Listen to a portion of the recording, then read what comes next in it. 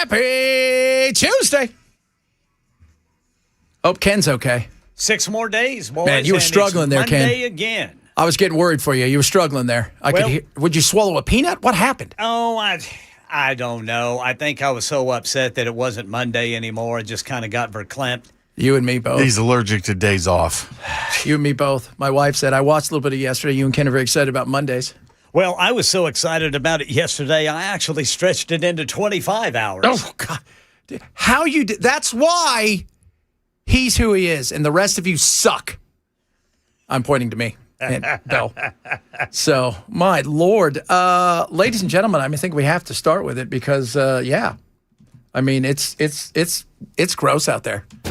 Now it's time for the Swamp Ass News Report with the weather wizard, Ken Weaver.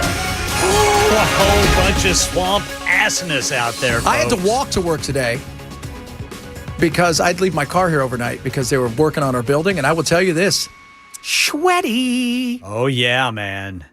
Everybody west of Cookville and McMinnville, basically pretty much all of Middle Tennessee, outside of just a little sliver there to the east, is under a heat advisory. And I mean, we're talking, feels like temperatures around 105 degrees, and they may go higher.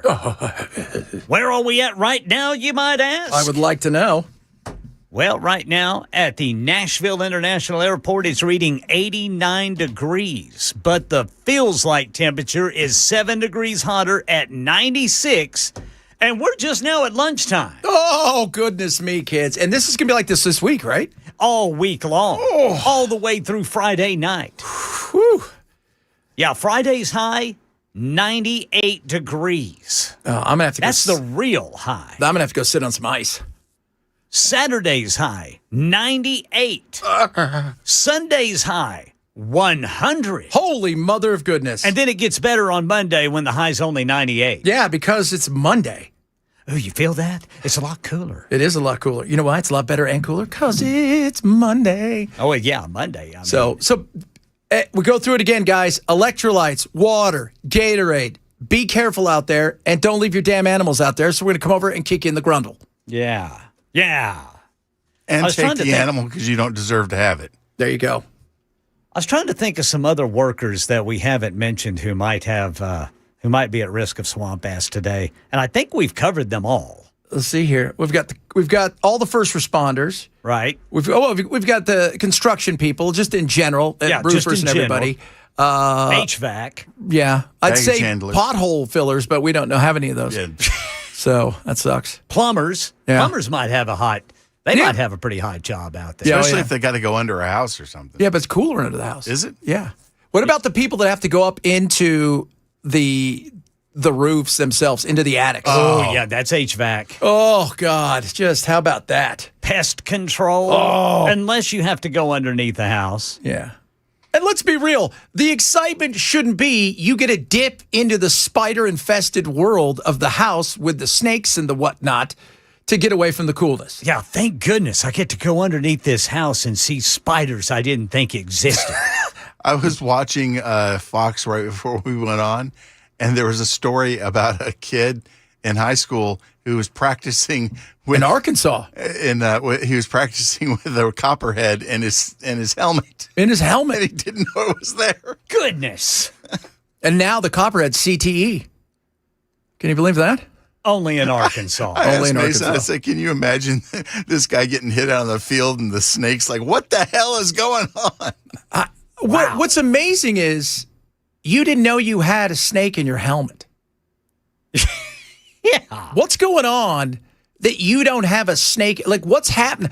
Like, I would re-examine if this guy should play football anymore. I think he's taking too many to the head, dude. I mean, what is he, a woodpecker? Here's an interesting fact about silliness. You know why woodpeckers can do what they do and they don't get brain damage? Because their tongue wraps around their brain and holds it while they peck. Well, now that is something. That is disturbing. Just want to let you guys know that. How in the world do they do that? Disturbing indeed. Just crazy. It's like nature is, we just talk about nature messing you up. Nature is amazing and it's scary. I mean, go look at Columbia yesterday. Columbia is not some, we could sit here and talk about, the Medellin. Cali, which is where it was, third biggest city in Colombia. That is in many areas, a beautiful city. That stuff got pushed over like a fat guy knocking over Legos. Is that anywhere near Venezuela? Could those two have been associated in some fashion? Probably. I mean, it might be on the same fault line, but it's not. I mean, but that thing was massive. We don't even talk about what happened in Venezuela. Remember that? Yeah. 50,000 people disappeared. We're like, well, that sucks. I mean, it's just, oh, well. Ho-hum. What are you going to do? Tell you what, though. So, railroad guys. Oh, I forgot about that. That's right. Sewer workers. Oh. Not only do you have to watch out the heat and the humidity down there, but then the alligators. Well, and just the sewer itself. Yeah. At this time of year? Oh, what a job. Lawn care guys, garbage guys. We missed the garbage guys yesterday. Yeah. Golf course superintendent. I will tell you this because I was thinking today, maybe I'll go hit some golf balls afterwards. And I walked in, I was like, I'm not going to do that.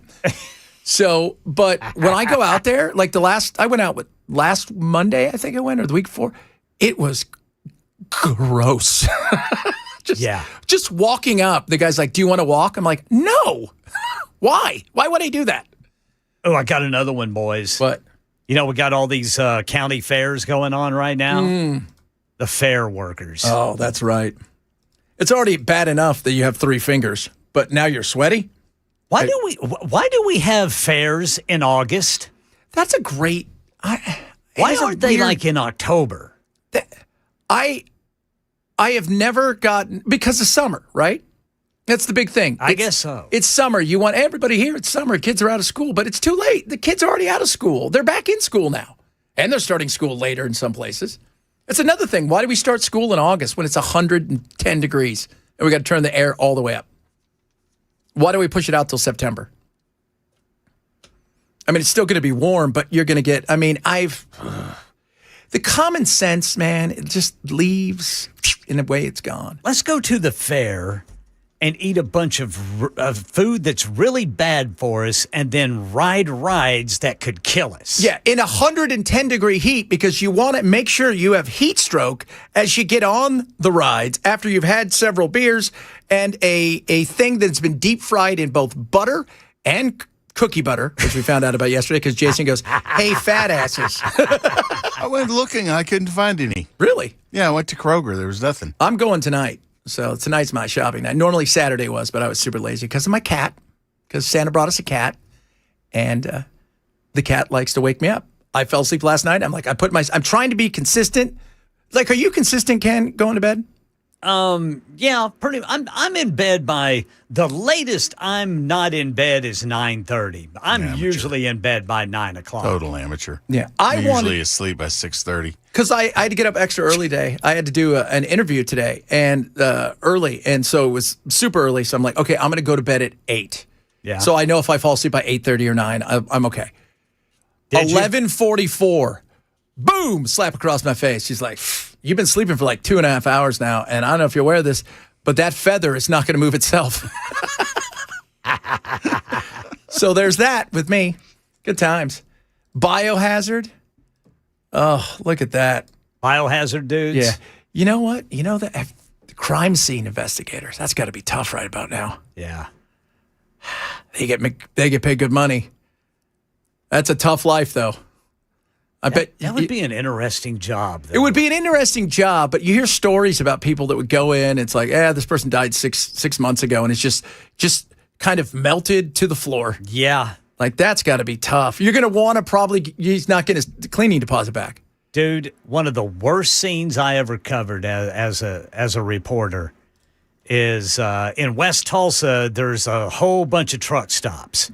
And it's just basically just a sea of concrete and huge parking lots where, you can just park. You can park your rig, then go home. Well, on this particular day, they had what they call a courtesy check. I guess where they go to check up on things. People had noticed a foul odor coming from a camper. And so we go out there. They're pretty sure that it's a dead body. And the media's out there because in Tulsa, you cover any death. Like any death that's not natural. I mean, that was a story in Tulsa. Yeah. And so I would say they had the media back. I mean, we were back at least 50 yards, back from, the camper. Mm-hmm. They opened it up. Oh, God. Boys, I'm telling you right now, that is the worst smell I have ever encountered. Yeah, I couldn't. They say I always heard that the human bodies were the worst. They are. It was terrible. And it's one of those things that you're like, I am never going to forget that smell. And I haven't. No, I am never going to forget that smell. That's how nasty. Oh, I couldn't. And there are people out there that do that for a job. Yeah. Yeah, the guys that opened the camper, they were like in bodysuits because they knew. Well, you have to be because it's also toxic. It wasn't going to be pleasant. No, but it's also toxic. All that smell and all that kind of stuff. Oh, Lord, that's just got to be. Could you imagine what that does to your brain, though? It's one thing if somebody was really old and they passed away, and you're like, okay, it's gross and stuff. But if there's a murder, what it does to your brain, like you have to. That is not a good thing. Woo, Lordy. Wait, it's people out there. And movers. By the way, I forgot about movers yesterday. Oh, movers. That's right. That's got to be one of the worst. Yeah. Because not only you're out in the heat, you're going from heat to air conditioning, back out into the heat, and you're carrying very, very heavy things while you're doing it. Yes. That is just what a brutal, just any of you guys out there. Lots of water, take some breaks, same thing with with your animals. Make sure they got stuff, right? We shouldn't have to tell people that, but you do have to remind people. Oh, and how about this one? Don't leave your kids in the car. Because we've already had a couple of those this year. Yeah, it happens every year. Every year. I'll tell you what, that is just insane. A lot of stuff to cover today. We're going to talk a bit about the property tax.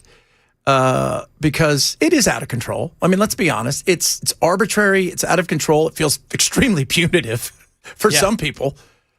I mean, it's like this whole thing of charging you for what your neighbor's home sold for. Yes, that's got to stop, man. Yeah, Sapicki promised me as soon as the bill's written, he's going to give me a copy. Yeah, which is good because I look at this thing and it's a simple fix.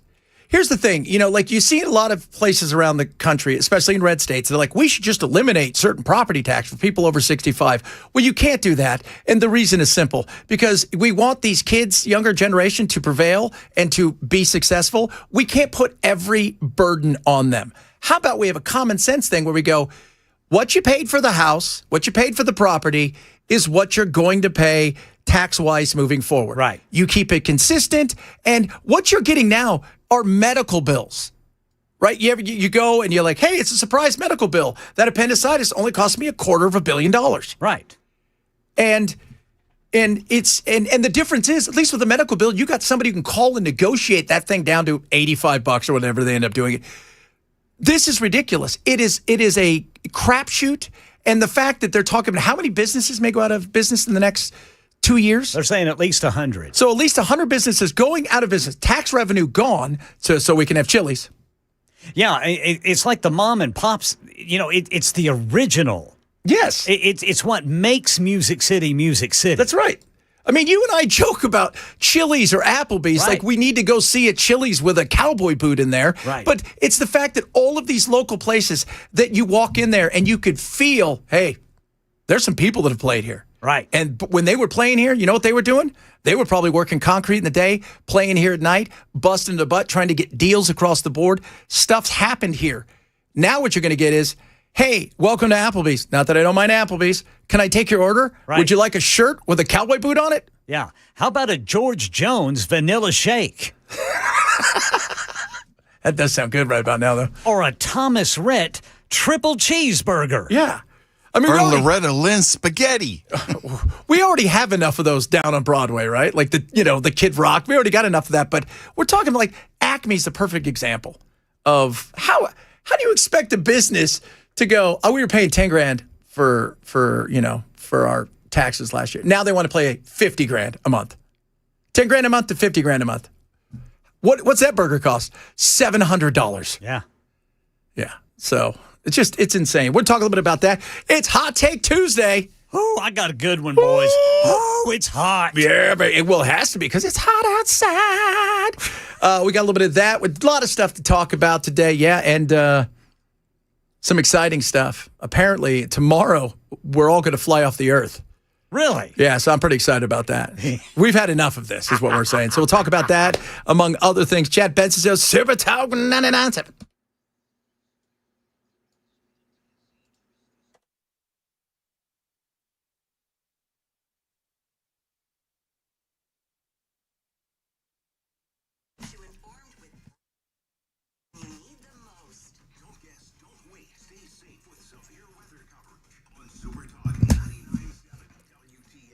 Incogni is awesome. They go and they fight the data guys who've got all your stuff and are selling it to anybody and everybody who wants it. Criminals, scammers, marketing up the you get where I'm going with this. Your phone's ringing off the hook with scam calls, and you don't want that. So Incogni goes and gets you off all of those data sites, all of those people search sites, gets all your information back in your hands where you can control it. That's what you want. Too many people out there have no idea how many sites are on. I didn't realize. I thought I was on a few. I was on hundreds. They got me off all these sites. My phone, it's what it is now. Silence. And for as little as $7 a month, take back your data, take back your information. It's so important. Go to incogni.com/Benson. That's incogni.com/Benson. You're going to save 60% right there. Incogni.com/Benson. Use code Benson, incogni.com/Benson.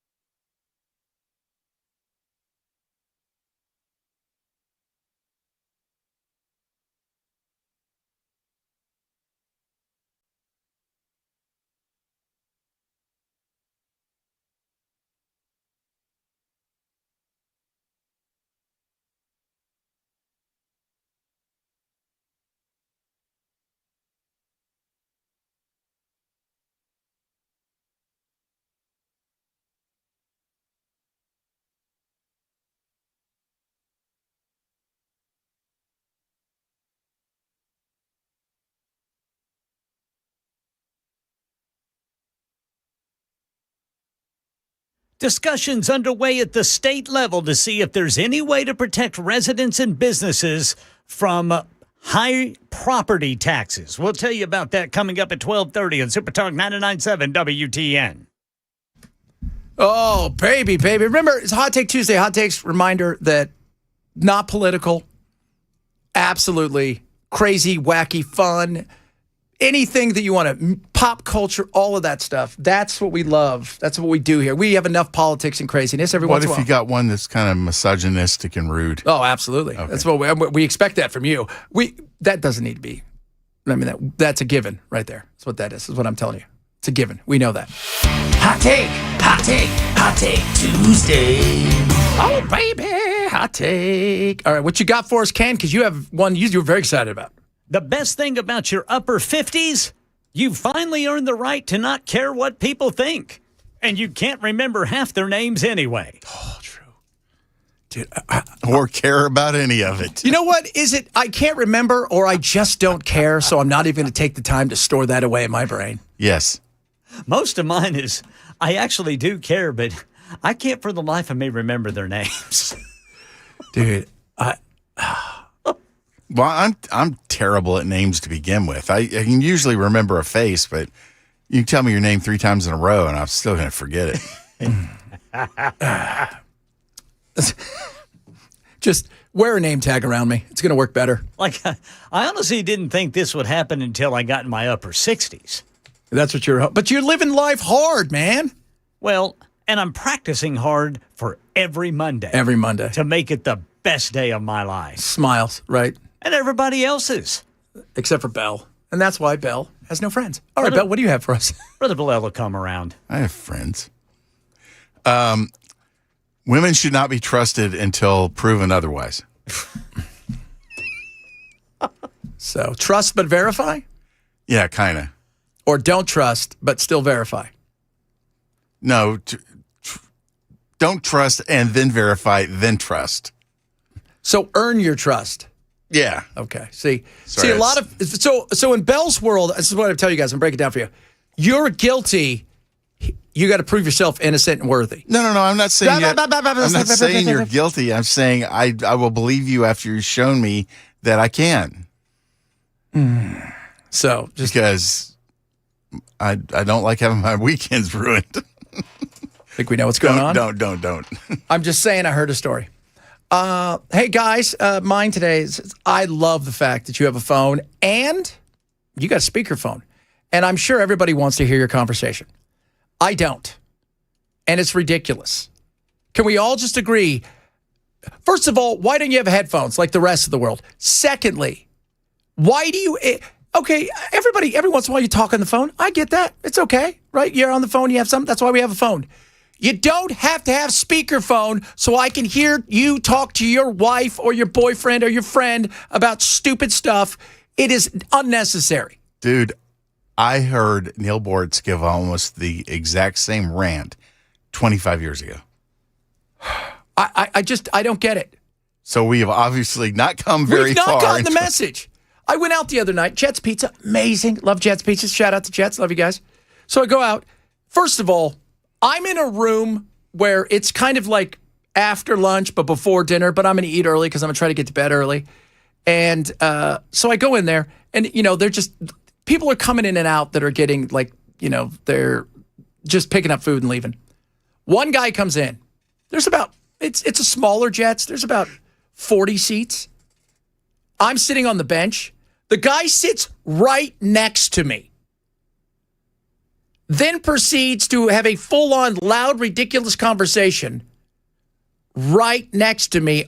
And he keeps looking at me like, can you believe this? No, you're an idiot. Leave. Can you care about this? No, you're an idiot. I'm like, what are we doing? You should have fake sneezed all over his phone. It's like those people when you go to the movies and there's nobody in there but you and somebody else. And like, you know what? I'm going to sit like two down from you. What do you think of that? No. Either that or pretended you had a tick and knocked his phone out of his hand. Pretend that you had a tick. Like Balin? Yes. Start screaming and cursing? Yes. Oh, goodness. By the way, the Love on the Spectrum. That show, those people are the best people on the planet.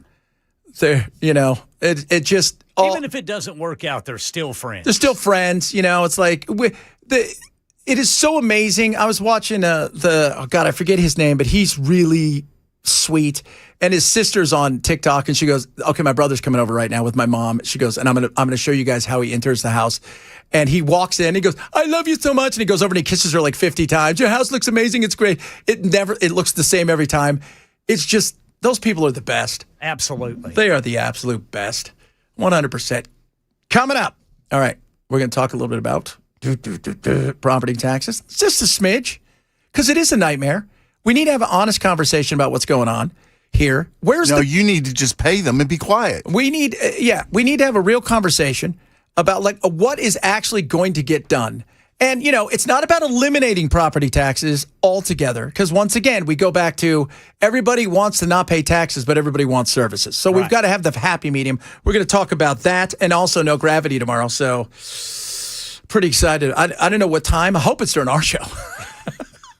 That would make for some interesting listening. Well, it'd be neat if we just floated to the top, because it's only supposed to be for a little while, and then we'll see what happens from there. We're going to talk about that, among other things. Chad Bensfield, Super Talk 99.7.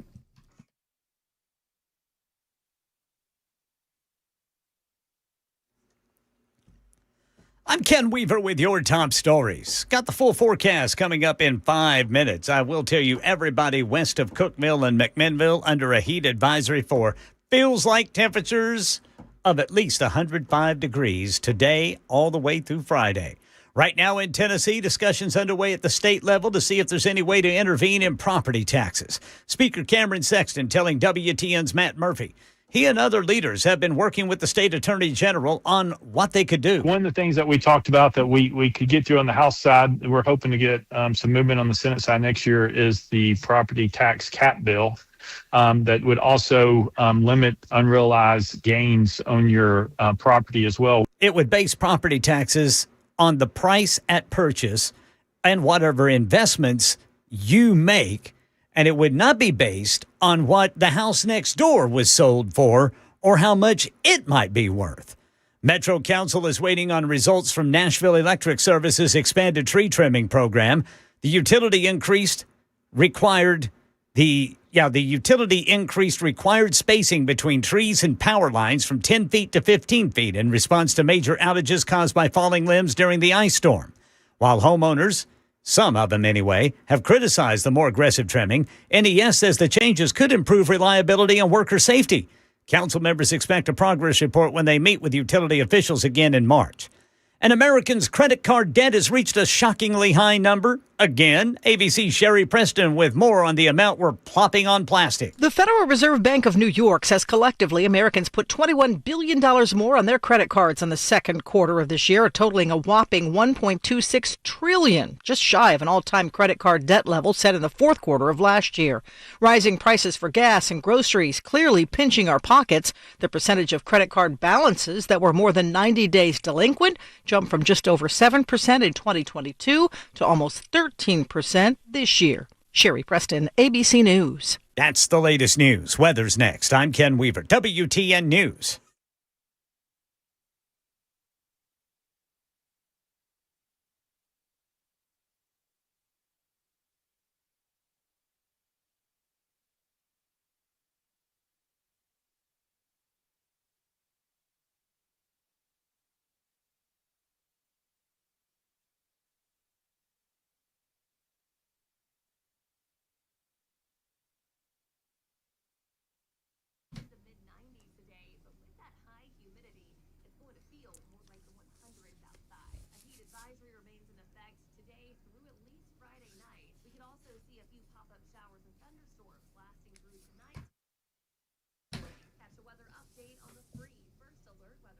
All right, kids, head back to school. It's time to make sure your home is ready to. Our friends at Busy Bee got you covered.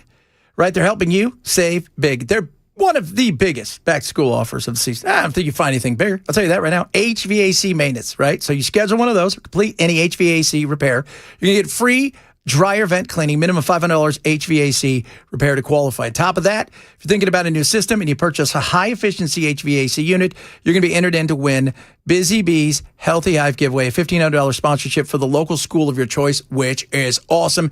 And if you go out and maybe you renew your Beehive membership, as you should, or buy one, you are going to give to one lucky teacher, faculty member, staff, a free membership as well. So that is awesome. So if you need plumbing work, they got you covered. $500 gift card with qualifying whole home repipes or mainline replacements with approved credit right now. This is great. 0% financing for 18 months. So what are you waiting for? Call Busy Bee today, 615-775-7833. That's 775-7833 or online at busybehvac.com.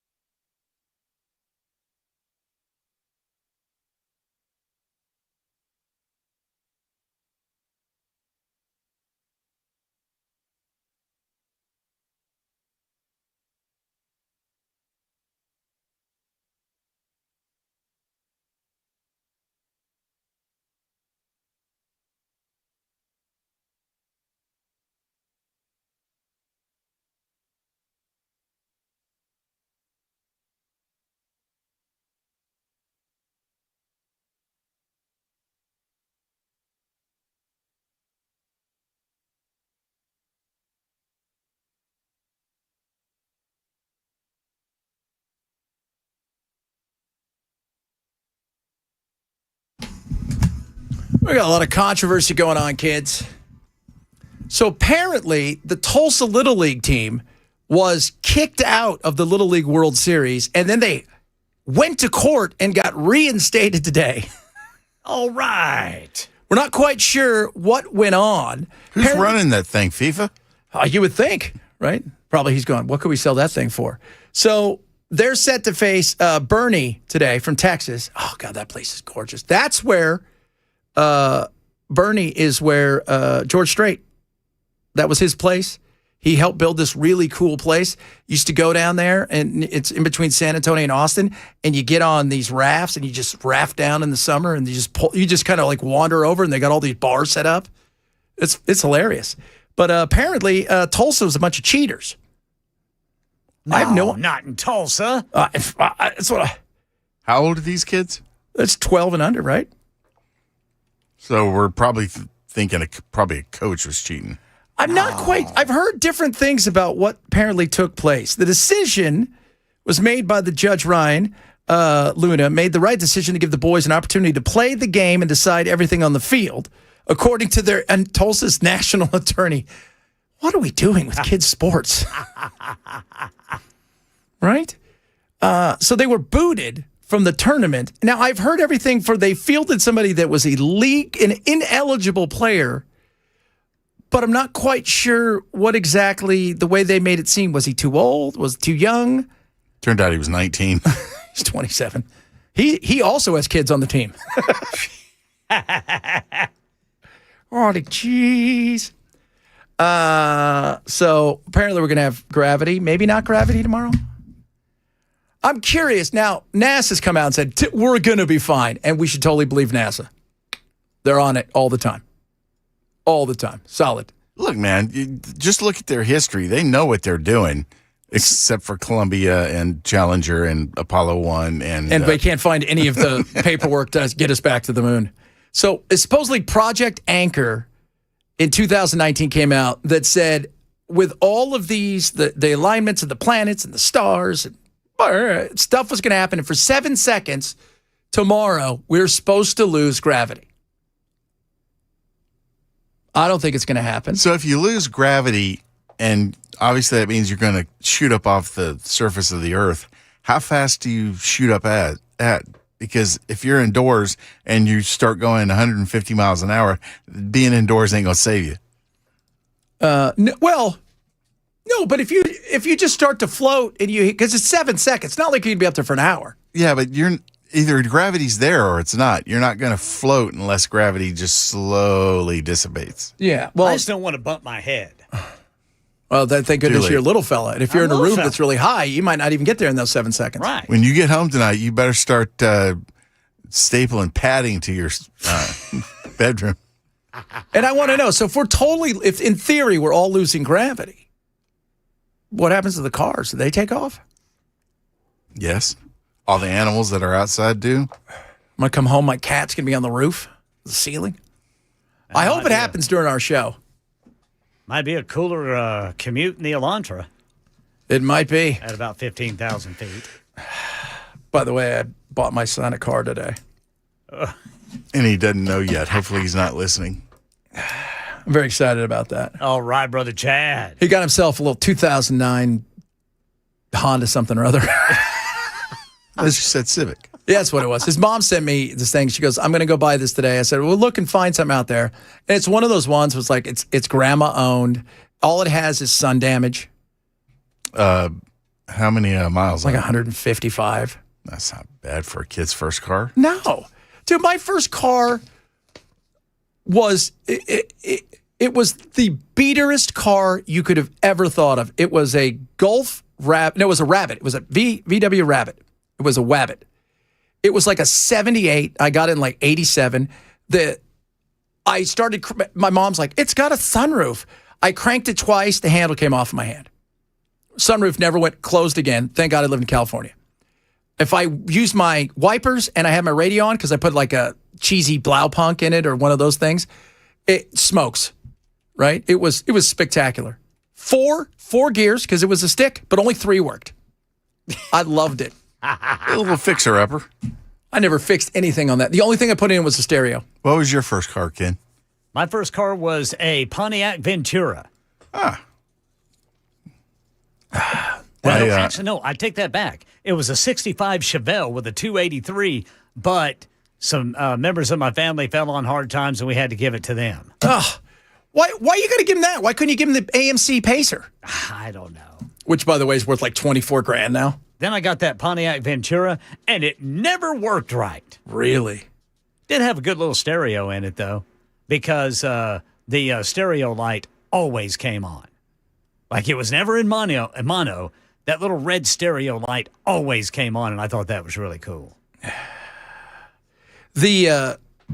Mine was a what's yours? 76 Firebird. What was your first real car? 76 Firebird. No, like I went and got myself. Well, you got a car. And it was like, this is a good car. Like I don't have to worry about it falling apart or Pathfinder. Pathfinder. What about you, Ken? A real car. Like, new-ish, where it did already have the, turned over 100,000 miles or whatever. Yeah, probably was a little, not a Chevy S10, but it was a Nissan similar to an S10. And it was a standard. I freaking loved it. Man. I cannot remember the name of that little pickup. Little bitty pickup. A little bit zipping around. Even though it was a little bitty, all my friends all of a sudden wanted me to help them haul things. That's the whole thing with trucks, man. You get a truck and everybody's moving. You've become everybody's moving team. Somebody on the text line yesterday said, you find out who your friends are when you buy a truck or win the lottery. Yep. No doubt. No doubt. I mean, God, wish I didn't win last night, but I didn't play, so that was good. Look, I'm not getting involved unless we hit $1 billion. And we have done that now. Well, I mean, why would you waste your money on petty cash like that? You got to get to $1 billion, or otherwise, what's the point? That's what I'm talking about. Powerball, baby. Oh, man, so I got to get him a car. Now it's like, they're all grown No, up. correction, sir. You have gotten him a car. Yeah, I've gotten him a car. I mean, good luck for him. This is going to be great. But this thing has it's got all the, we would never, I couldn't even imagine. Because he keeps going, I'm going to take your car. And I'm like, I don't know if you guys are aware of this, I really don't care about cars. But, I'll tell you what. That's probably one of the reasons you're financially stable is you weren't wasting money on, big fancy cars that as soon as you drive it off the lot, it's like, oh, there went 25% of the value. Yeah. I tell everybody, never buy anything new. It's a waste of money. And now, if you're kicking butt, and that's all you have. And why people in certain places, buy cars, like in California, if you're going to, DC and around there, you're going to be in your car for 4 hours a day. It better be nice. It better be nice. Because otherwise it sucks. You know, I mean, Ken, God bless you, brother. I mean, but if you had to be in that thing for 5-6 hours a day, you'd have probably gotten the air fixed by now. Oh, yes. Yeah. Absolutely. So, Either that or just a new car. I might as well. Yeah, if you're going to be in it, because that's it. But I've got this payment. I never want a car payment again. It to me, I look at it, it's a waste when I can go out and buy something used, pay cash for it, and be done with it. Because that's... Or at the very least, if you don't directly pay cash for it, you get like a 2-year loan and you pay $125 a month. You know what? You need to shoosh on that. For those of you guys don't know, Bell's 9,000, credit score gets him a $125 payment a month. Well, that's gone. Oh, that's right. He paid it off. That's way to go, Brother Bilal. So, thank you. What was your coolest weird car you had? Coolest weird car. Again, I don't know what kind of car this was, but my dad bought it, and then he gave it to me. It was a big, just a big boat of a car. And I got that sucker up to like 100 and like the speedometer went to 120. I got that thing up to about 110 and it started shaking too much, so I had to bring it back down. But that was a really cool car. It was long. It was a really long car, and it had velour seats, and it had ashtrays, and power windows. But it only had like an AM and an FM radio. It didn't have a cassette player in it. Man, it ended up breaking down too because I didn't take good care of it. My great grandmother, God bless her, Huita Flack, from Louisiana. She had a Duster, like a 78 Duster, like an 80 Duster. It was ginormous, made of solid steel, power steering because it had to be, but no power windows. Gold on the outside, a black top that was not convertible. It was a hard top, but it was black, and you had to crank it because it had a sunroof. The slipperiest vinyl seats you've ever had in your life, and it was bucket seat. It was just a full bench seat. Interesting. Man, I loved that thing. That thing to me, I look back at that and I go, God, those were good times right there. It had only AM radio, by the way. Yeah, all of my cars were either from the early 80s or the 70s. Oh. I never had a brand new car. You never have? No. You're smart. I'm poor. No, you're smart. It's like there's no reason. Again, unless you're in there for hours a day, or if you're leasing something because that's part of your job and you want to write it off. Some people I don't get it. I don't get, and I'd love to know if my car's going to break down, I could take it somewhere and it costs virtually nothing to fix. As of now, it's like you go there and you're like, all right, we're going to have to remove the entire engine so we can change your oil. And I need a mechanical engineering degree. Well, not only that, no matter what kind of new car you buy these days, the mechanic has to be computer certified. Well, yeah, they got to plug it in. Yeah. Well, I can do that. You could even go get those things now, plug it in. It'll tell you. Yeah, but I'm talking about understanding, reprogramming, updating, all this stuff. Man, you could reach anything in that Chevelle that I had. I mean, nothing was out of your reach. And that thing didn't need to be worked on. That was the fast. I mean, that car, man, it would hit 0 to 60 really fast. But you know what? I was stupid at the time because I felt self-conscious about it because a lot of my friends at the time, they were getting brand new cars. Oh. Where, I have a 65 Chevelle, but I had the coolest car in the school. Yeah, the problem is you look back now and you're like, yeah, I hope they're driving around and they're silly Dodge or whatever. You had the coolest car in the school. But you were, you know what? I get it. It's the pressure. It's the pressure. Bench seats. Oh, so my lady could sit right that's by right. me. So you turn really fast and she slides right on over. Right? Only have the buckles down. There's no shoulder at this. Because why? It's made of solid steel. If I hit something, they're in trouble. You ready for a bold adventure, baby? You ready for, I'm going to put $20 of gas in here and it's going to get up to a quarter of a tank because it's so big. Exactly. Because that's how big the tank is. Oh, Lord. Oh, man. Coming up, kids, Bell. Let's see how sporty he is today. As Bell does sports, we'll do that straight ahead. Chad Menso, Super Talk 99.7.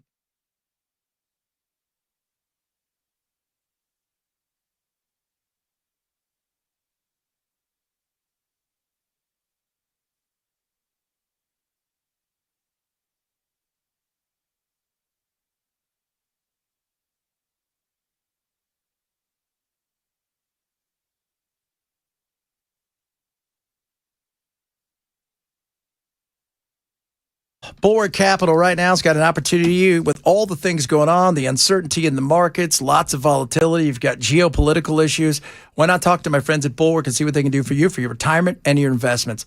They're up big. Since January of last year, they're well over 70+% and continuing to grow because they look at things differently. First and foremost, it's all about risk management. Lower risk, lower cost, lower volatility. What can they do to give you the most upside potential? In the way that they do things and the fundamental outlook they have is so much different. They have a global outlook.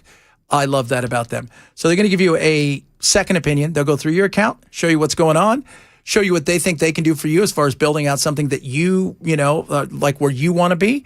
And if you're doing great, they'll tell you right then and there, don't change a thing. Keep it up. That's what I love about Zach and the team over there.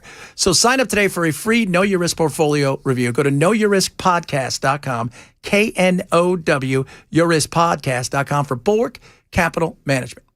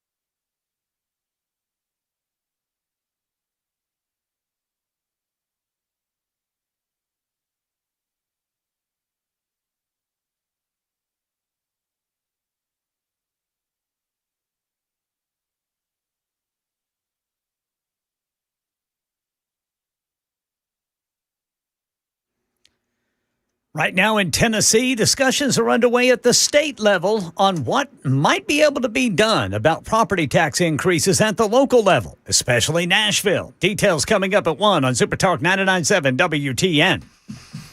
Oh, it is that time of the day we turn to our award-winning sports guy.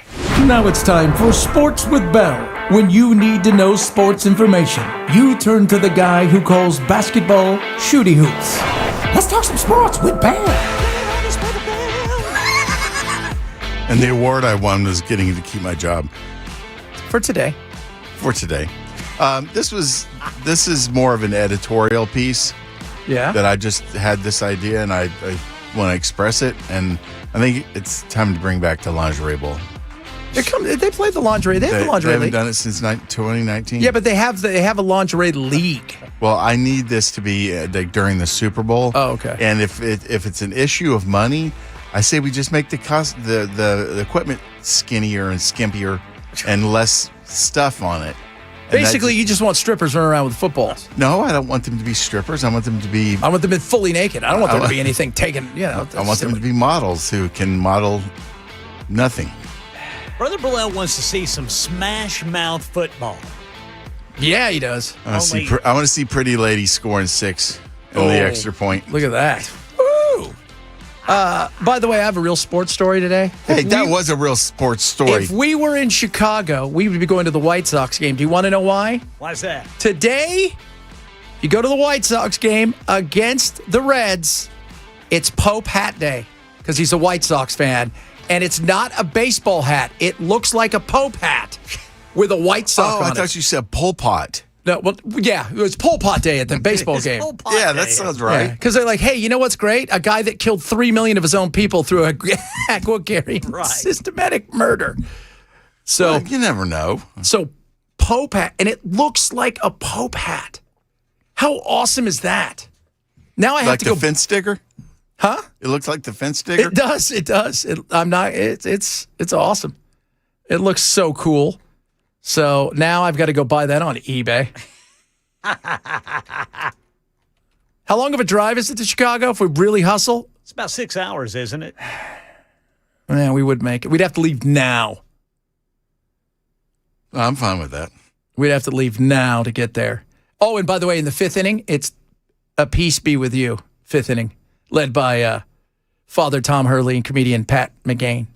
So Assalamu alaikum. that's next week. I remember the big old boat of a car that I had, boys. What? It was a 77 Buick Electra. Oh. By the way, you had what year was your Chevy? I didn't have a Chevy. What'd you have? Oh, the Chevelle. Yeah. 65. 65. By the way, if you were to sell it right now, the lowest sell is 25,000. Average is 70. Son of a biscuit. Just want to eater. let you know that. Makes you feel better before we get to Son of a our biscuit eater. number 2. We will talk property tax, among other things. Chad Bench Show, Super Talk 99.7.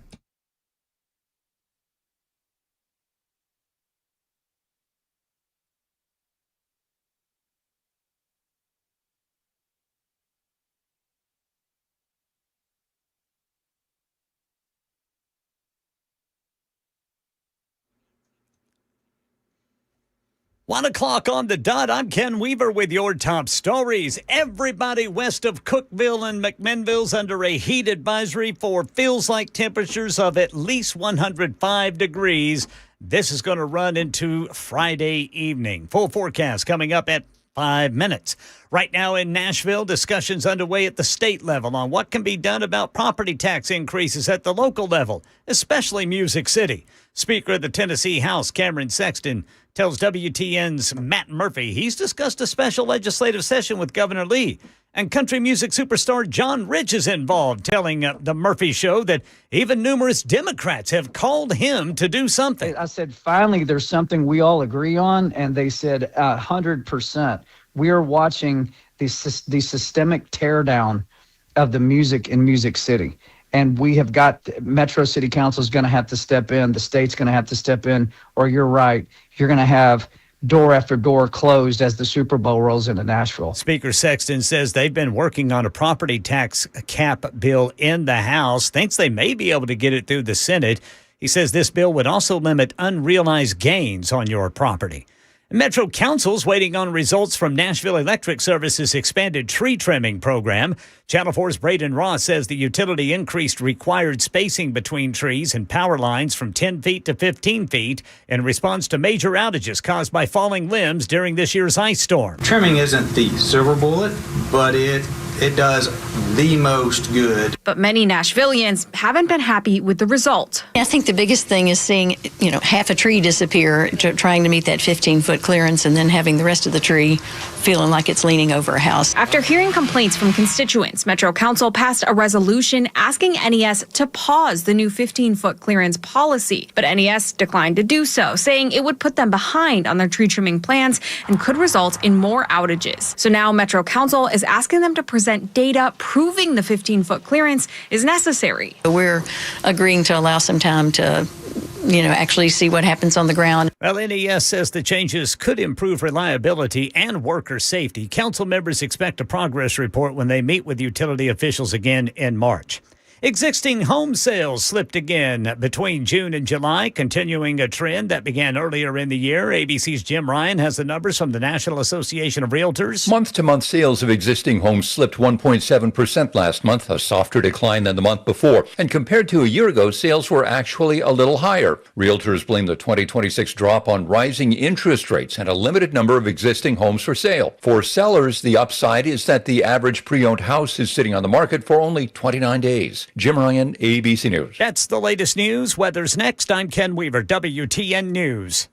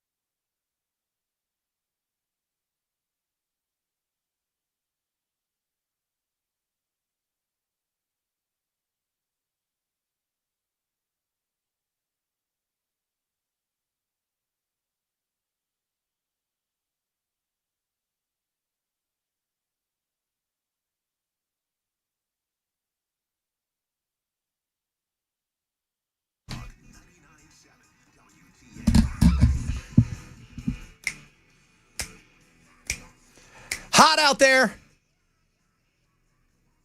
Hot. It's swamp ass.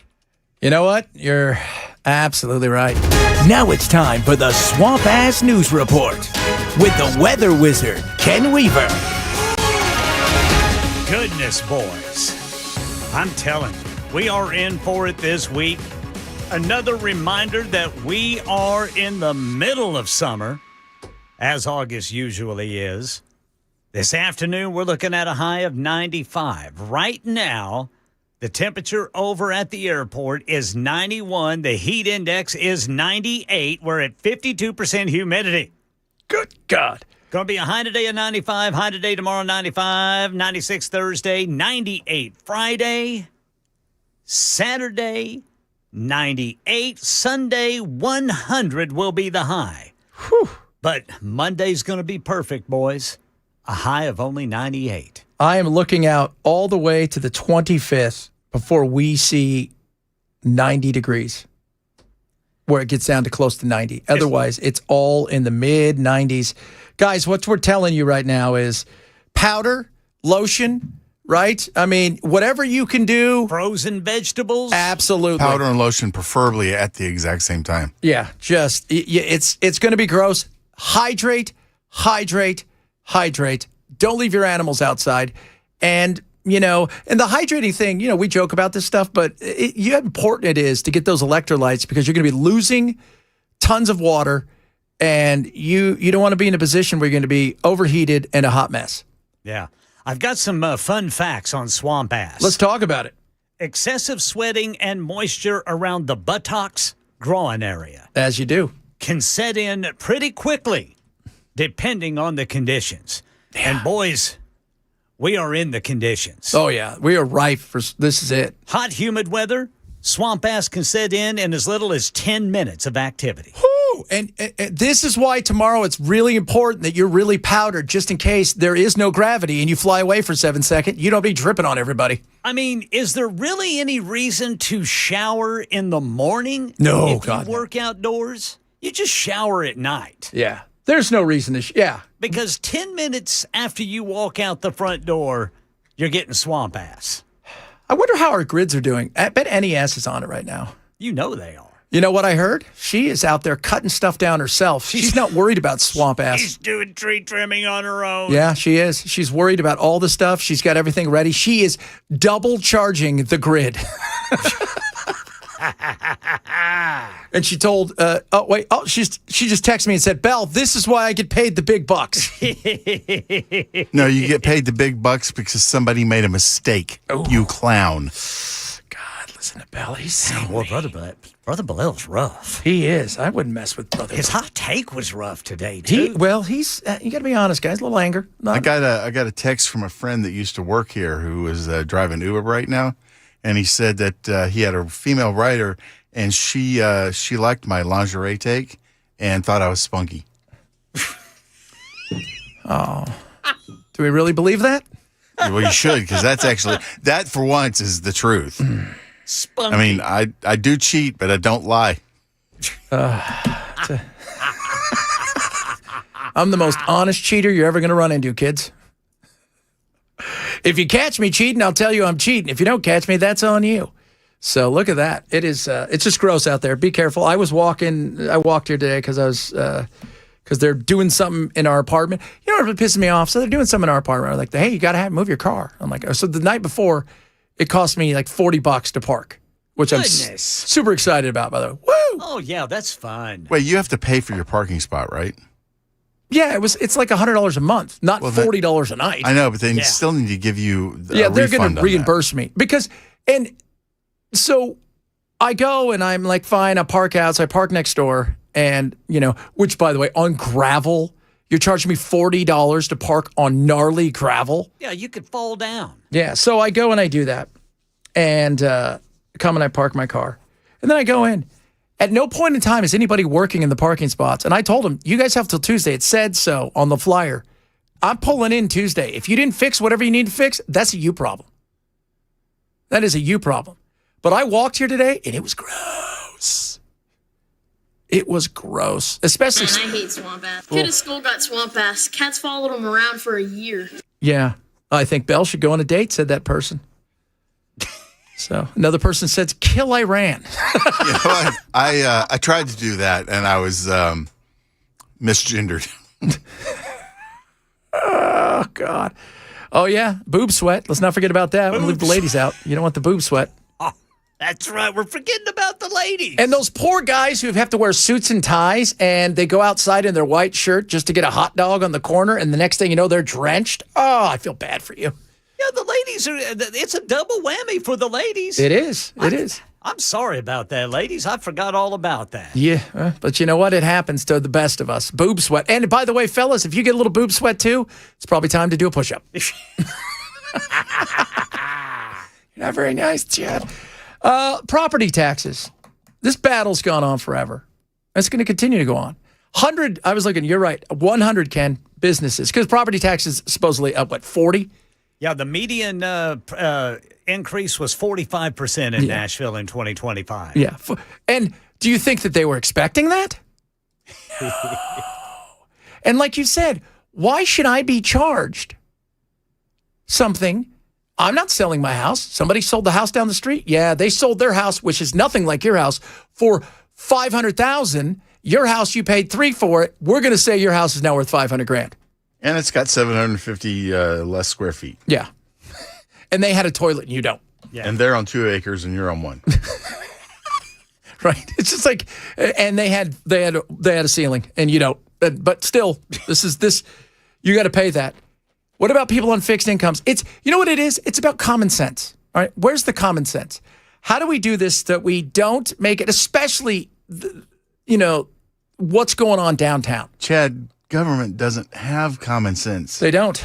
They do not have common sense.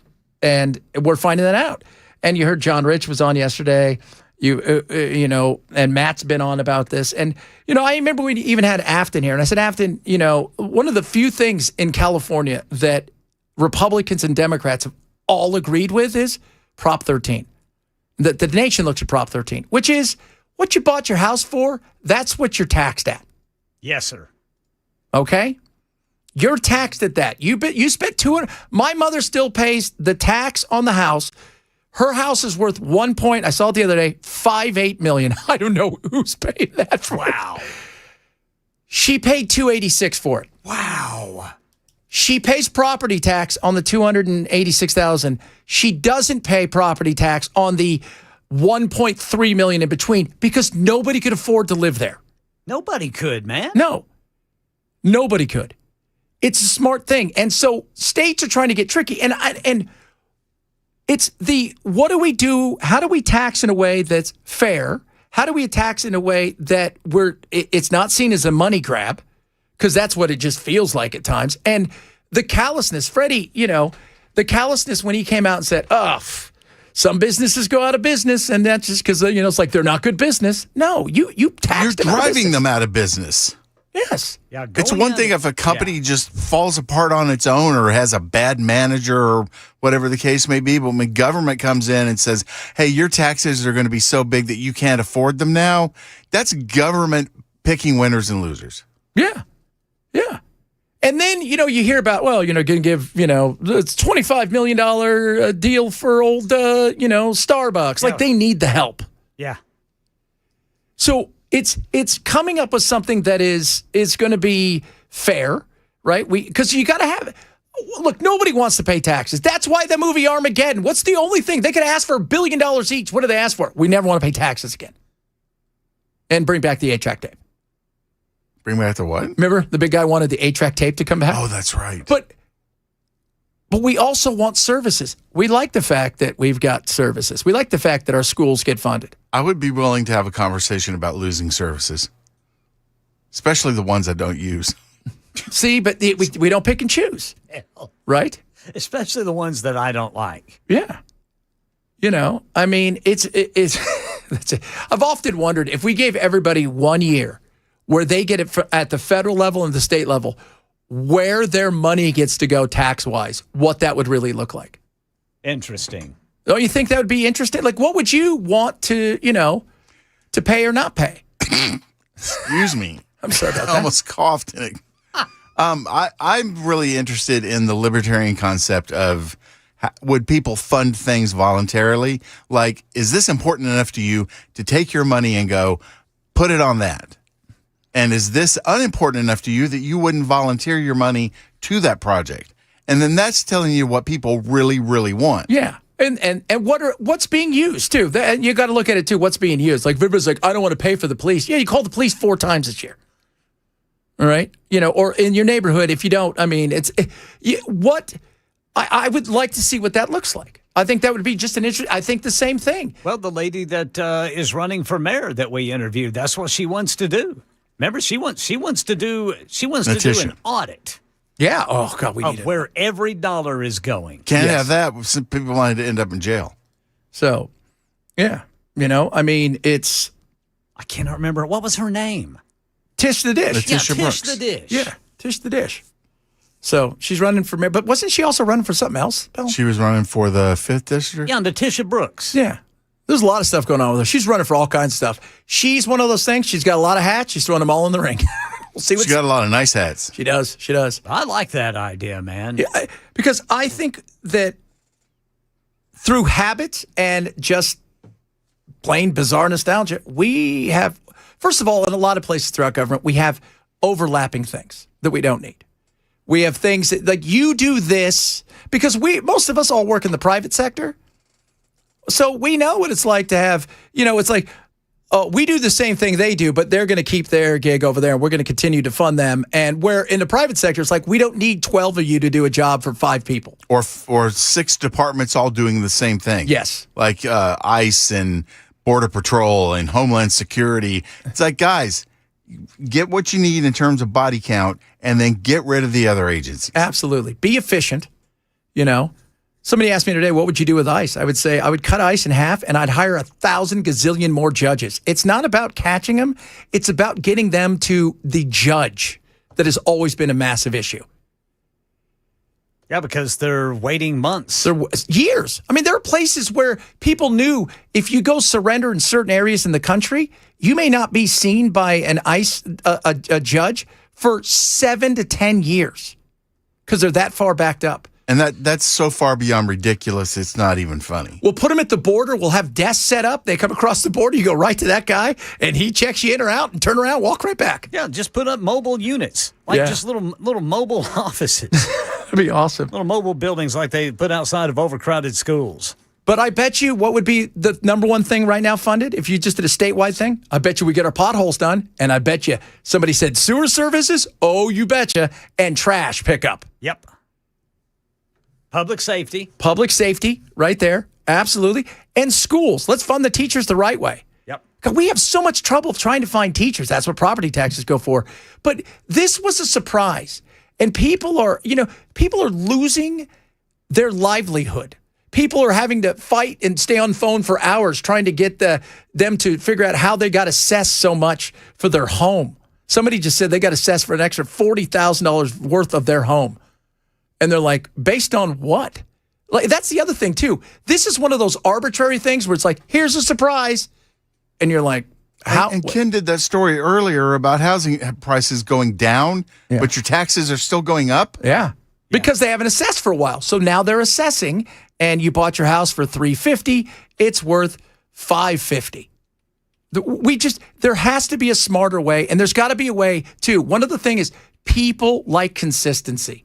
And we've taken it out and given you a surprise. We've given you a surprise. Should be able to go hire a third-party arbiter appraisal to come in and go, okay, here's what it's really worth, right? The guy down the street has a pool, has 1,000 square feet, more than you do, also has a basement on top of that, and he's got a full baseball field in the backyard. Bob has a one-car shack. Oh, and that other guy also happens to have a luxury underground bunker under his house. And he's sitting on gold. Coming up, Hot Take Tuesday. It is hot outside. It is hot outside. I know that. But our takes inside, just as en fuego, as the kids would say. En fuego. We'll do that straight ahead. Chad Ben Show, Super Talk 99.7.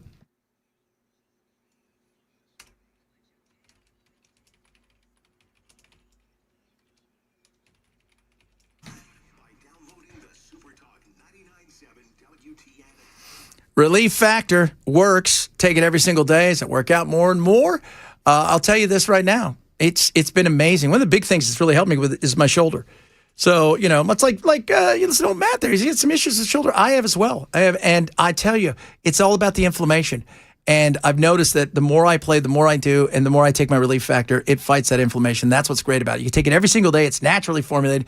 You don't have to worry about getting caught up. And it's like, oh my God, if somebody gets addicted. No, this is naturally formulated. This is what's great about it. Omega-3s and all the stuff in it.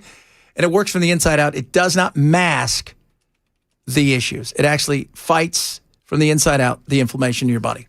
Try a 3-week quick start now, $17.76. I swear by this stuff, and you will feel a difference. The aches and pains in your joints, those things, for the most part, it's inflammation. Fight it with Relief Factor. Go to ReliefFactor.com now, ReliefFactor.com, or call 800-4-RELIEF, 800-4-RELIEF for Relief Factor.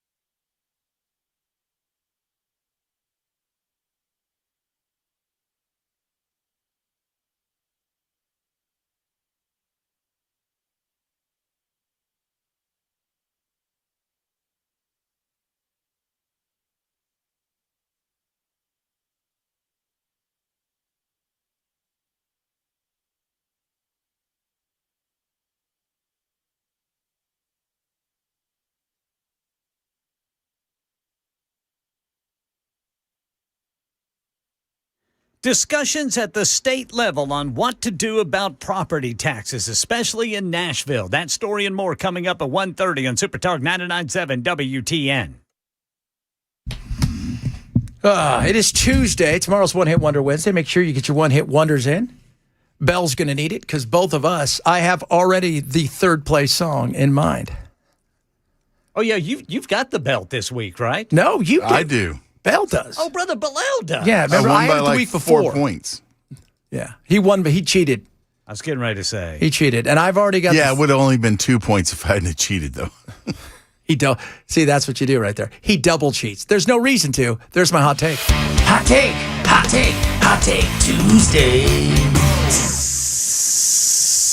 Oh yeah, baby, hot take on them Tuesdays. What you got for us, Belle? Before you date any woman. Bitter Belle, what do you have for us? Before you. That's pretty funny. Before you date any woman, she should have to prove herself trustworthy beforehand.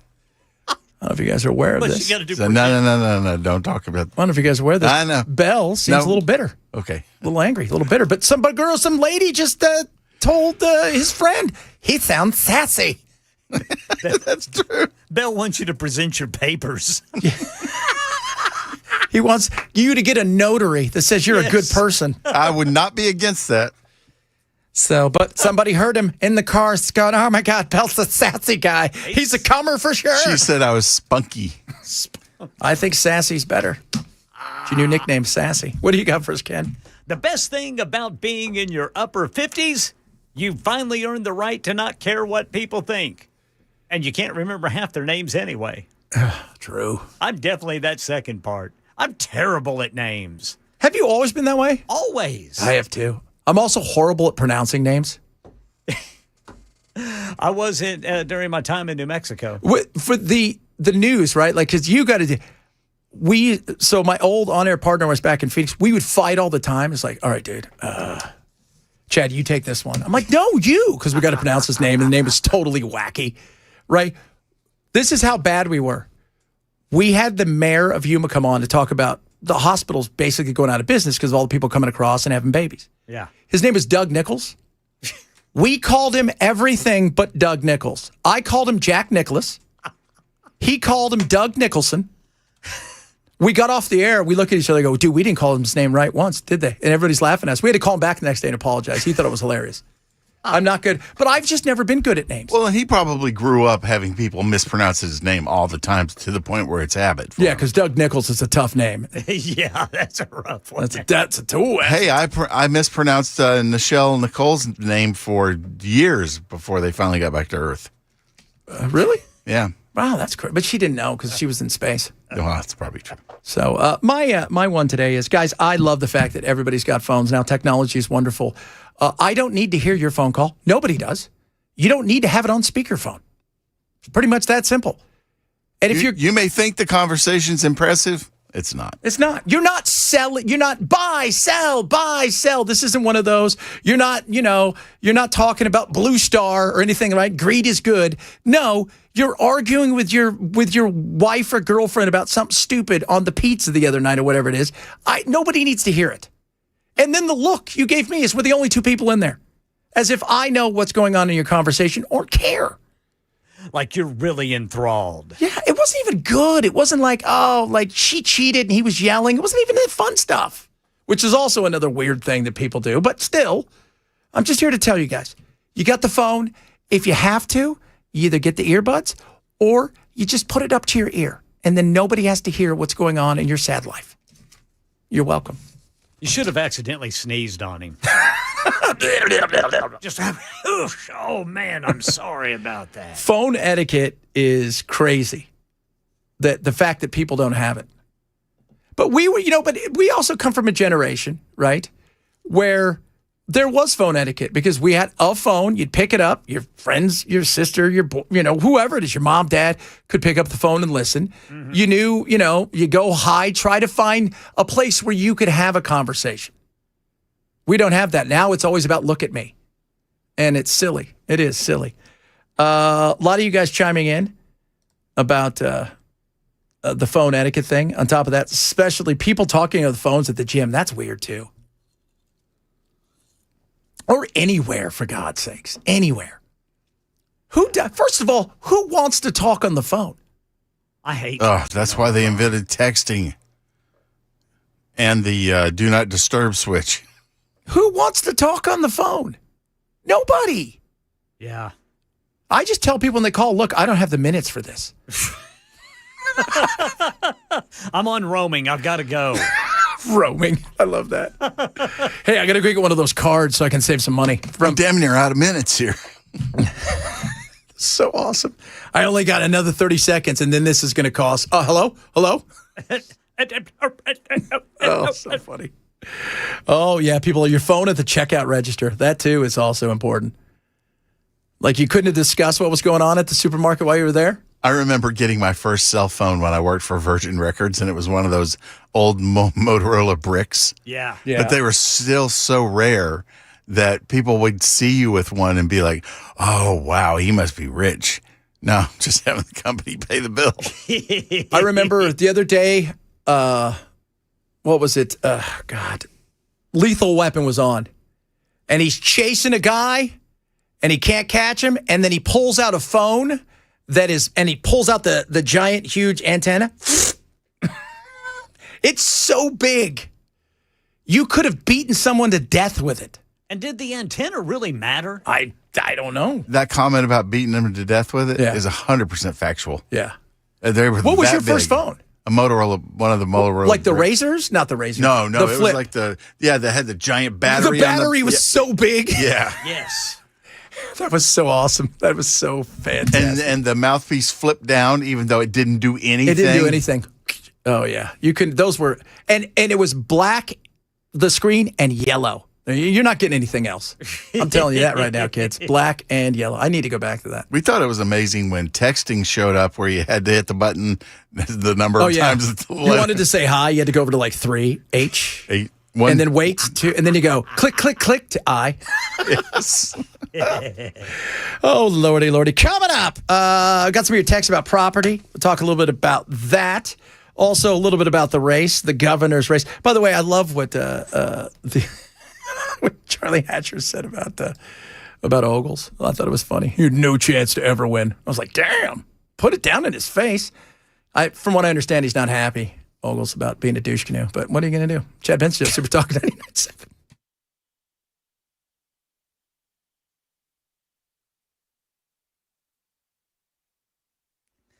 I'm Ken Weaver with your top stories. Got the full forecast coming up in 5 minutes. I can tell you it's going to be hot. That's right. Everybody west of Cookeville and McMinnville under a heat advisory until Friday night at 9 o'clock for heat indices of 105 or higher. Right now in Nashville, Speaker of the Tennessee House Cameron Sexton telling WTN's Matt Murphy Show he has discussed with Governor Lee calling a special session to intervene in local property taxes, especially Nashville. He was prompted by country music superstar John Rich, who tells Murphy even numerous Democrats have called him to say something's got to be done. And I asked Speaker Sexton, I said, sir, can you imagine the Super Bowl, which is coming to Nashville? The Super Bowl on worldwide TV, and you look down Broadway, and there's only about 20 to 30% of the neon signs still turned on. I said, that's what we're looking at. That is going to happen. Speaker Sexton says the House has made progress on a property tax cap bill that would also limit unrealized gains on one's property.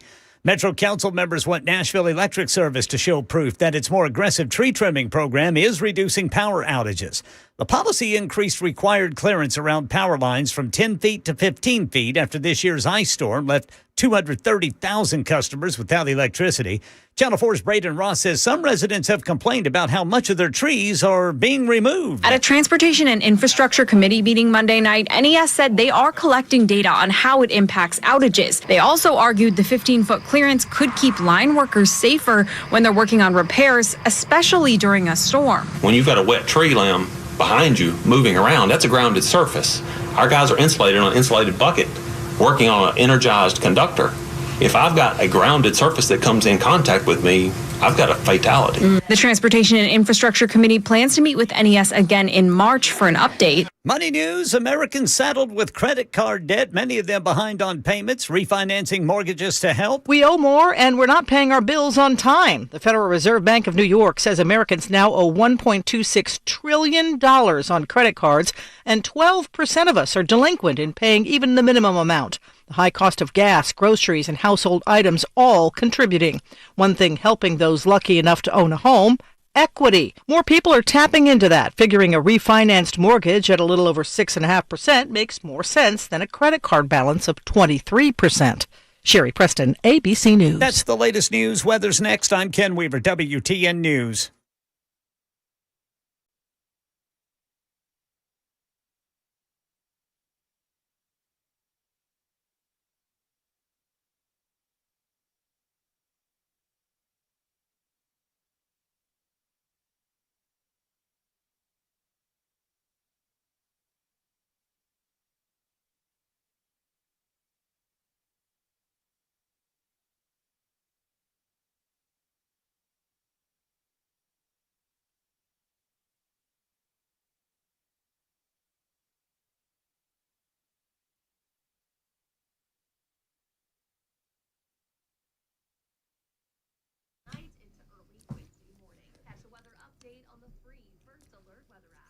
Is your back pain actual back pain, or is there more to it? Just, I strained a little bit. Maybe you've got, sciatic leg pain, right, shooting down there.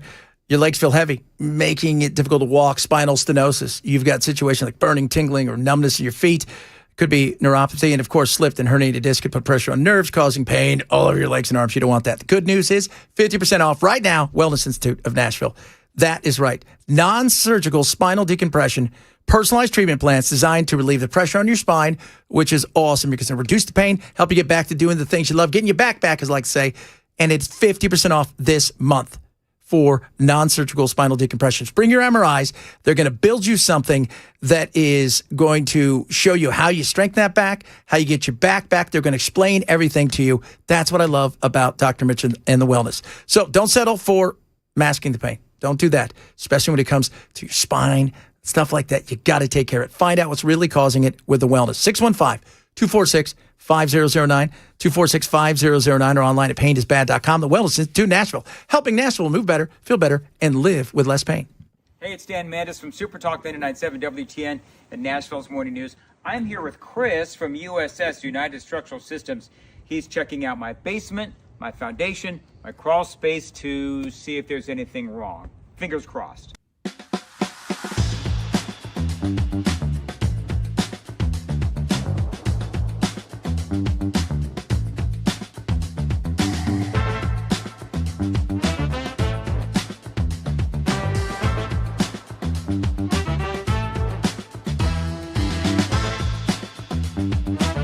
All right, so there's good news and there's bad news. The bad news is we found some cracks in my basement wall. The good news, I've got Chris here who's going to walk me through the next steps. Yes, so unfortunately, your house has been subject to the pressure of the dirt. The hydrostatic pressure, heavy dirt pushes on foundation walls, and you've got a little bit of what we call bowing. So that wall is pushed in a little bit. We have a lifetime warranty solution for that. So we install, usually in a day or two, this can be done in most situations. We install carbon fiber straps, which keep the wall from moving inward at any point in the future. It's a lifetime warranty for anybody that ever owns this house. So it's a quick and routine thing that we do, but it yields some long-lasting benefits. It's a great selling point if you want to sell your house. Absolutely. Good thing about our warranties is they're not only transferable, like the contract says, they're automatically transferred when you sell your house. So you don't have to sign any paperwork or even send us an email saying that you sold your house. Warranty would transfer to the next owner.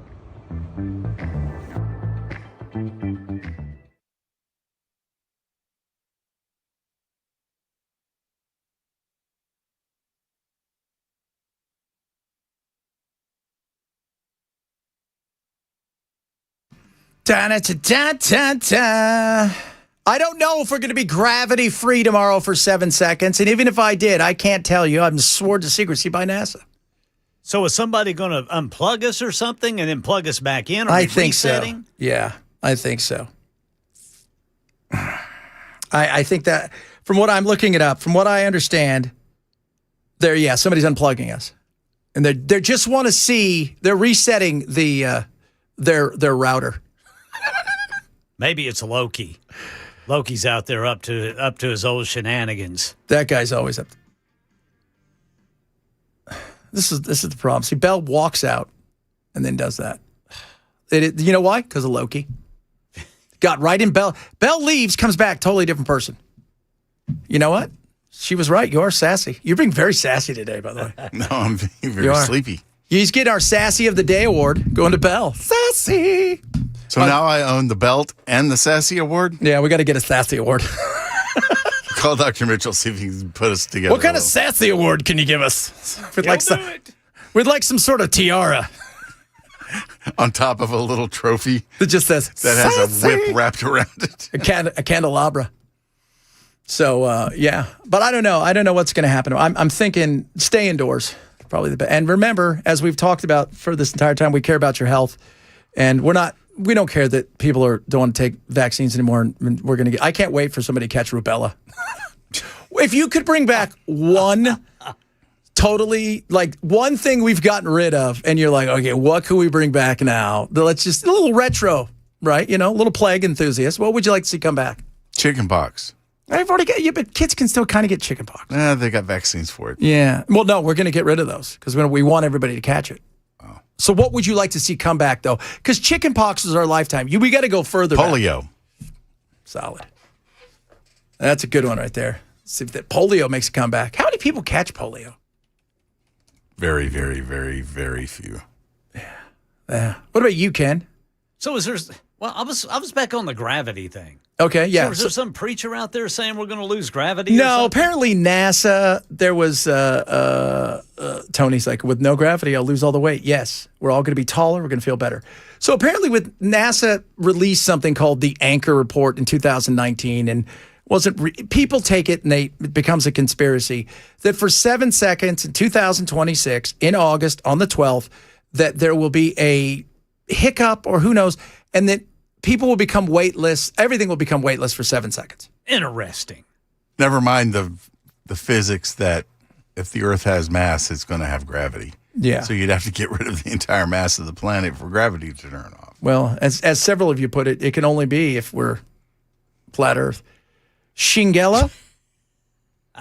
2 active polio cases in the world. Well, if you give RFK Jr. some time, he's going to sort it out.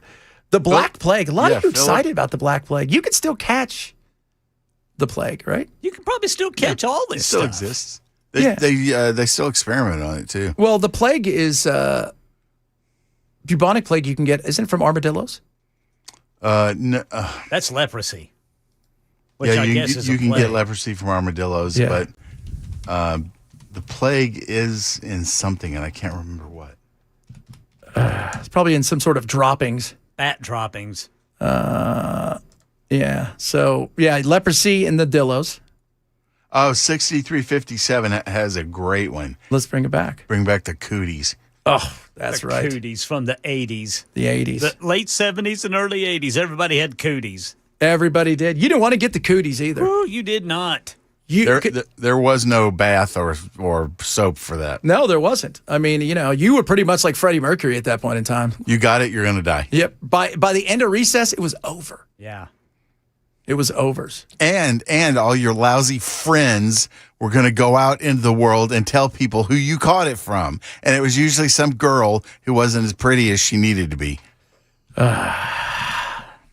And you know what? Sometimes you get cooties. You didn't even mean to. You're walking and she just touched you, right? Game over. That's Gave it. you cooties. Gave you the coots. They And look then like your little- friends didn't want to touch you because you had the coots. They look like little spiders. Yeah. HIC. It was always better, though, to say that you got cooties from a girl than a guy because... Well, then guys they're didn't like- give you cooties because the guys don't have cooties. If they got them from a girl, they could. That's true. That's true. So, I'm just saying. But polio would be neat. Do we have enough of those lung machines? Iron lungs? Yeah. No, there's big shortage on those. I think Michael Jackson owned more than anybody. Did he? Did he own one of those? Yeah, I thought he one had of the hyperbaric chamber. Well, it's the same thing. Would he sit in it? He slept in it. Yeah, he slept in it. Yeah. Well, I'll be. When my grandma, when they took her leg for diabetes, or as we used to tell all the kids, shark attack, she had to go in a hyperbaric chamber for a while. It was kind of neat because we knew the guy that was, because my family was at the hospital and worked there, some of them, and he's like, "Do you want to try?" I was like, "He's like pure oxygen stuff. It's pretty cool. Got to get you one of those if you can. If you can, kids, I'm telling you guys, got to get you one of those." But no, I don't think tomorrow we're going to 7 seconds. I'm thinking 5 seconds is the max. Yesterday we were talking about if we won the lottery and we had 10 million just to blow, what would be the thing that we would really want? Mm-hmm. You should look through the list of stuff that Joe Rogan has. Like cars and stuff? Sensory deprivation chamber. Oh, yeah. So you can float around in that Yeah. thing. Oh, I've always wanted to do that. He's got all this weird stuff that isn't necessarily, bad or anything. It's just kind of odd because most people don't look around and go, "Well, I got some cash now. I think I'm going to go get me a sensory deprivation chamber." That is a weird. You know what I get? One of those nap pods where you can like shut yourself in. I think he has one of those too. I've been in those. Those are cool. If you've never been in one of those, I'm telling you guys, it's just something about that where you go inside and you can close it off. It's phenomenal. It is so good. And so we're over $1 billion now. So just let you guys know that. Because you do want to buy one weird thing, right? Time to get a ticket. What? Time to get a ticket. What ticket? Well, I thought you guys were talking about the Powerball. Yeah, we got to. Now it's $1 billion, man. I mean, this is when it gets serious. Yeah, Well, we won't need a tuna boat, even though we've got one. You know now. what? We'll have so much money. We'll have we can talk the tuna into coming to us. That's what we can do. Just come on over to us. I'm buying ding dongs. I'm buying Hostess. I'm gonna buy that. Put them back in those damn little foil things. There's a version of tuna fishing which I think is for yellowtail. It's a smaller version of yellowtail, and they literally are just throwing out lines, snagging them immediately, chucking the line over their back so that the hook is torn out, and they they're just like yeah, it's just zip boom, back and forth. Well, tuna's weird because it's stupid. First of all, it's warm blooded. Yeah. So that's why it can never stop swimming. It can't get. It's a weird animal. They never stop swimming because they don't. The water doesn't get through the gills the same way. That's why their meat is the way it is, and why they always have to eat because their body is just always, unlike ours, always burning calories. Somebody said earlier, Chad, you should do some push-ups because you look like you got boob sweat, you fat guy, or whatever. You know what? You may say that about Chad, but he's got a hot wife. Happens. It's the funny side of things. And I'm almost, I'm 55. I'll be 56 soon. I'm in okay shape. I need to be in better shape. We all could be in better shape. Currently, I'm in kind of a round shape. Isn't the point of being in shape to get a hot chick? And if you've gotten the hot chick, what's the point of being in shape? Well, first of all, guys, I'll tell you this. Ask anybody, ask any woman. You make a woman laugh, panty drop. That's it. Yep. That's it. That's why Bell can't get a girl to save his life. That is absolutely true. He couldn't make anyone laugh. We laugh at him. No, Bell, but you're a funny guy. Yeah, it's like, girls will come up to me and start talking to me. They're like, what's your favorite thing? And I'll go, cancer. Okay, Jesselneck. Let me tell you a joke about my mom. So, but Pete Davidson is the perfect example. All of the women said the same thing. He made me laugh. He looks like a goof. And he looked even worse when he had all the tattoos. Yeah, because they were so random. Yeah. There was no rhyme or reason. No, but if you can make somebody laugh, changes everything. I'm telling you guys, it changes. My biggest problem is actually having no format in which to show them that I'm funny. Other than the radio show.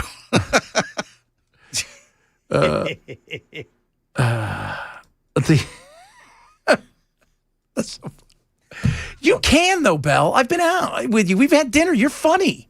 You could be charming. You've got to. Here's the problem, dude.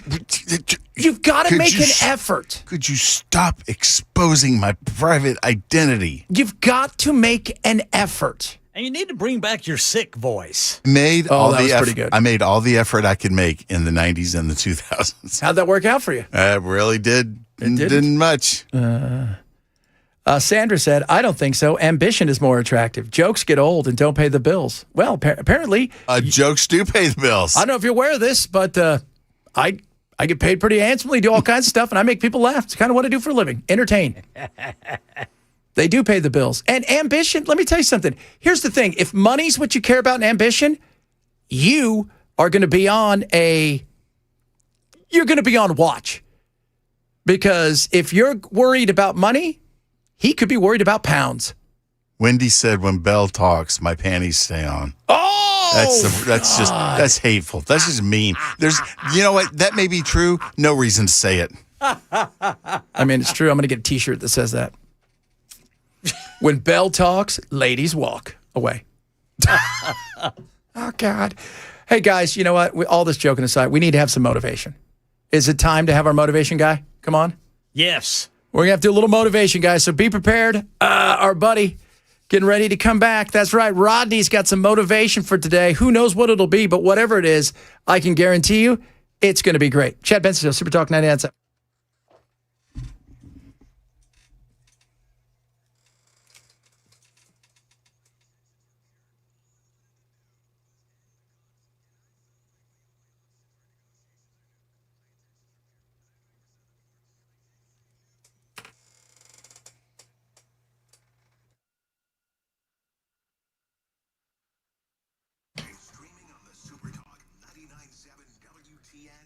Bulwark Capital. Once you talk to my friends over at Bulwark, it is awesome what they're doing. They're going to give you a free Know Your Risk portfolio review today. It's not going to cost you anything but a little bit of time. They're going to go through your portfolio. Look, have a conversation. Where do you want to be? How close are you to retirement? It's your investments, your retirement. What do you want your retirement to look for? They're going to show you what's going on in there and tell you, hey, look, based on what we're doing here, and they're up 70-some% since January of last year. They have a geopolitical outlook in the way they do things, but it's always about risk management. Lower risk, lower cost, lower volatility. What can they do to get you the most upside potential? Totally free. Why not find out what they can do for you and get a second set of eyes? It doesn't hurt, especially in a time like this. So this is what I want you to do. Go to knowyourriskpodcast.com, KNOW, yourriskpodcast.com today to sign up for Bulwark Capital's Know Your Risk portfolio review. That's knowyourriskpodcast.com.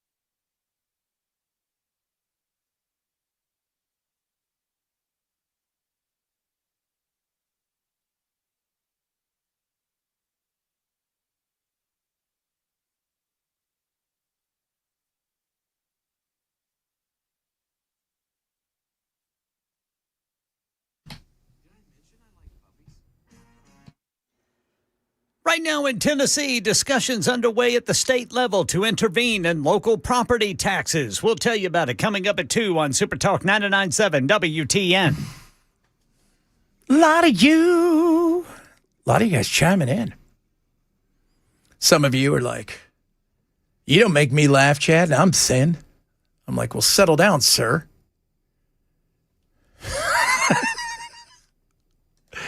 Oh, goodness me. We need motivation. I need it. Do you guys need some motivation?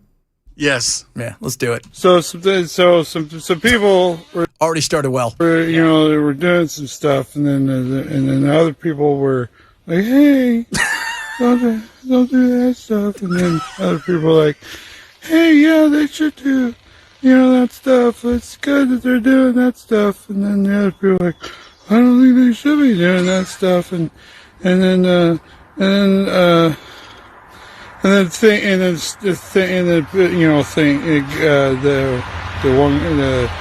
doing so things are like what I'm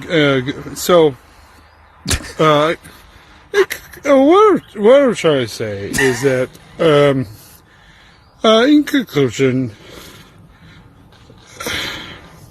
I have no idea.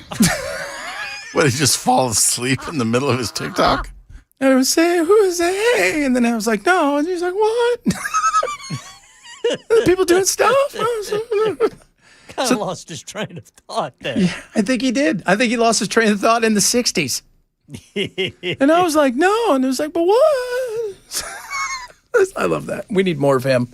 That makes the world go around right there. That makes... What are you calling that segment? Motivation. Motivation. We need to come up with a good wisdom. Rodney's motivational minute. Yeah, something like that. Wisdom with Rodney. That was some wisdom right there. I got some. I went through a lot of even some of his stand up, and but he is. He's also got another guy that does stuff with him sometimes who is also just as weird. He's young and he's kind of plump. And he'll be doing one of his things, and you'll see this guy just start to come around the corner and peek his head. You're like, what's going on here? We need to start doing that, Ken. I'm telling you, after we win our $1 billion. So is that Joe Biden? Kidding me? Joe Biden wishes he gave a speech like that. Wishes he did. Joe Biden's speeches weren't airworthy. These are. Yeah. All I know is he beat Medicare. Remember that? You don't have to repeat it. Everybody knows. That's one of his signature successes. He finally beat Medicare. Dog-faced pony soldier. Whatever. Some of the stuff that he said. It is ridiculous. But, he's an old guy who should never have been president. There you guys go. He's an elderly gentleman. Coming up, hour number 3 of the program. A little bit more on the property tax. We'll talk a bit about that. $1 billion up for grabs. We're going to win it, so don't even try because of the whole thing with the Powerball. And seeing as we're powerful, that's going to happen. Also, some interesting stuff. A lot of influencers out there talking about the governor's race, and several people who are Republicans are not thrilled by their choice. Chad Bencho, Super Talk 997.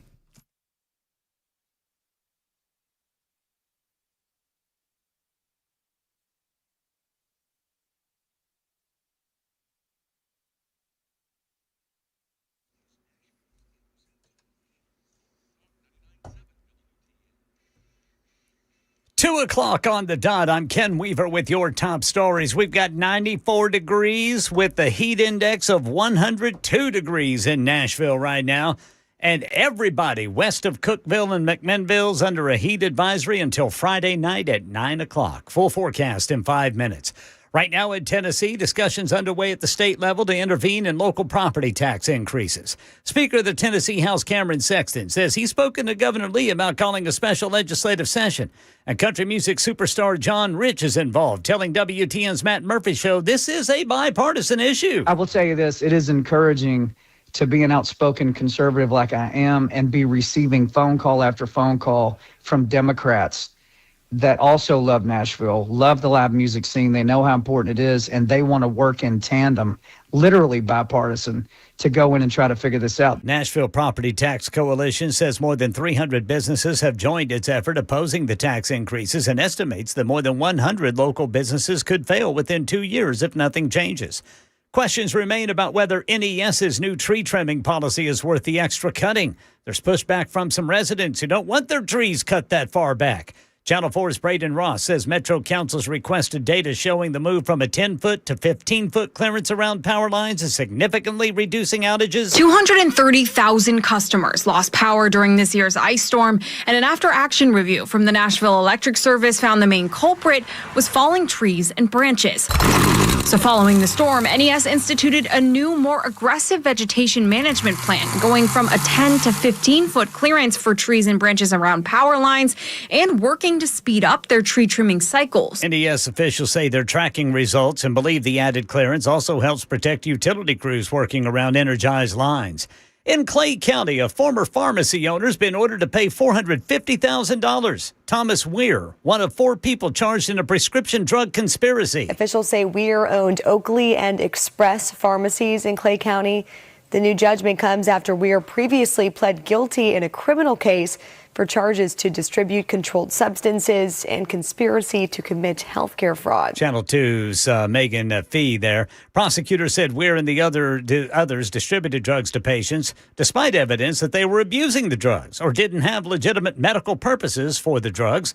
Weir will have to pay back a total of $1.4 million to Medicare and TennCare. And a Maine lifeguard is speaking out after he says a great white shark dragged him about 6 feet underwater. ABC's Hannah Battah reports. Greg Wilford, who works at Scarborough Beach, was on shark patrol when he says something grabbed the rescue buoy that was strapped to his body and pulled. I knew I was in trouble, so I slipped out of the harness, and then I popped up to the surface and started swimming as fast as I could back to the beach. Moments after he broke free, a witness saw the buoy fly 6 to 8 feet out of the water. Wilford wasn't hurt, and he quickly ran out and closed the beach. That's the latest news. Weather's next. I'm Ken Weaver, WTN News.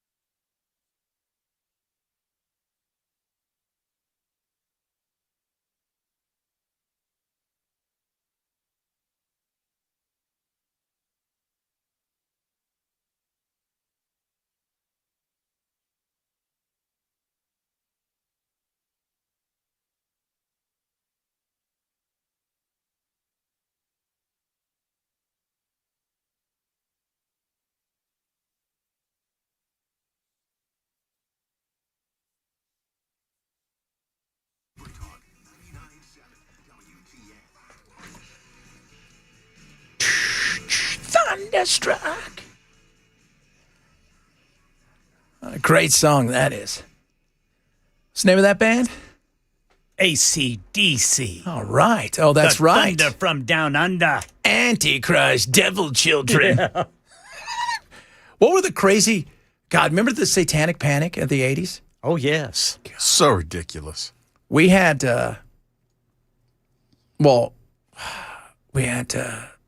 Kiss, right? Knights in Satan's Service. Yeah, Styx, the River Styx. Yeah, just because it's about dying and going on to the other side. No, it's not. It's about the devil and bringing him into your soul. God, I remember that. The Satanic Panic was so bad. We had, I mean, you guys, I'm sure everybody remembers the preschool in California where they said that they killed all the babies and ate them and stuff. I'm like, nobody thought these kids were lying. Like, nobody thought, you know what? Yeah, because I had a kid. What was his name? I always forget his name. Oh, what? Bob Dole. Yes. It was Tipper and Bob Dole's wife. Up there. The only thing they could agree on. And I just remember it was, what's his name from Twisted Sister? Dee Snider. Dee Snider he spanked them. Just spanking him. Just, you like that, Tip? Where's Al? He's like, I'm inventing the internet. That's what I'm doing. He was working on the internet. And once I'm done with that, I'm going to go save the world with climate change and then sell everything for hundreds of millions of dollars and drive around in a private plane. Do you think this music makes parenting any easier? And then, what's his name pops up and is like, no, parenting is a very, very difficult job. I know. You idiot. In fact, because the 80s parents, let's be 80s Christian parents were a bit out there. And I will, not my family, because they were, I love you guys, but you weren't very good. But they recognize that. But the other day, I was flipping through like Reels or something, and I was just getting, I'm going to find Ronald, our good guy over there, and Rodney. And there was a guy that was total, like one of those Saturday morning CBN, TBN Christian things. And he's out there talking about, when you play it backwards, you could hear him say stuff about, I'm the devil. Which was crap. It was so crappy. The only time I ever heard of a band doing that on purpose was after that had been around for a while. Judas Priest did it to get the sound effect of the vocal being backward. Yes. And I've never understood why these people panic when there's a song about the devil and sorcery and all this crap. But if you go make Dungeons and Dragons movie, that's fine. Yeah. Oh, and that was the other thing too with the Dungeons and Dragons. Remember that? But it's just ridiculous that it's almost like, okay, you must believe in this because you're a bass player or you're a singer. Well, why doesn't Freddy Krueger, Robert Englund get any crap because he played Freddy Krueger for so many years? Well, he gets it. But the difference was a 7-year-old, an 8-year-old, a 10-year-old isn't probably going to see Freddy. Where, at home, you could listen. They were looking for something. It was, do you remember the Smurfs? Because that's how I got onto this. This guy was going and talking about, well, the Smurfs, Gargamel is the devil. I'm like, Gargamel is not the devil. Gargamel's an incompetent. He can't even catch those little damn Smurfs, and his cat laughs at him. And he forgets to feed the cat. Yes, all the time. Harry Potter, that was another one. It's about wizards. I'm like, you guys take the fun out of everything. I mean, this entertainment piece that's on the written page is about wizards, and we need to stop it. Okay, right, got it. Yeah, that's it. By the way, Nolansville getting ready to throw the first pitch here. Little League World Series. Come on, baby. Let's do this. Come on, Nolansville. That's right. Who are they playing? They playing Alabama? Roll Tide. On that. That's what I think of that one. No rolling Tide here. You're going to get rolled over right there. Huh? Little curb stomped. That's a little much for the Little League World Series. Yeah. But sound like some of the parents. Oh, God, dude. The parents are just crazy. That's why I stopped coaching soccer. I didn't care. I can't do it with you people anymore. I can't. You people are insane when that stuff. We're gonna get the Swamp Ass report here in a second, but I just was watching. So I got stuck watching like crazy evangelical wackadoos talking about, the Smurfs are going to take you to hell. I'm like, if I'm going to hell because of the Smurfs, we're all in trouble. And by and large, the same people saying that kind of ridiculous statement are the ones going, I only need $5,000 for me to be able to help God prevent this. Yes. Yeah. Who was it? Was it Oral Roberts? Who was the one who went up in the prayer tower? That was Oral Roberts. God's going to call me home if you don't send in $250,000. And he fought a demon. Went up in the prayer tower and wrestled Satan. Yeah. Yeah. And I was watching. So it gets you on to, because that's how algorithms work. Right. And it was on there. Then it was the Teletubbies, right? Turn everybody gay. And you're like, by the way, I've been to England where they filmed the Teletubbies. You could run around that place. It is fun. And I came out super. Well, I don't think it necessarily made you gay. I think if you were predisposed to being gay, it pushed you over the edge. And then what was the other one that I loved? The Snorks. Oh my God! It's like it's cocaine. I'm like, really? Well, first that's of all, why they have those weird noses on their head. It was the straws on their head, so they could do coke go right to your brain. That's what happens. That's what happens. Chuck's all non-Christians mocking Christians. I'm not mocking. Yeah, I'm mocking ridiculousness. We should all mock it. Every one of us. If you don't think the way I do, that makes you just a horrible person. You know God's coming after you. Every one of us should mock that insanity. Some guy stand up there going, well, this right here is an album by Debbie Gibson. And if you play it backwards, she talks about the fact that she's a she-devil.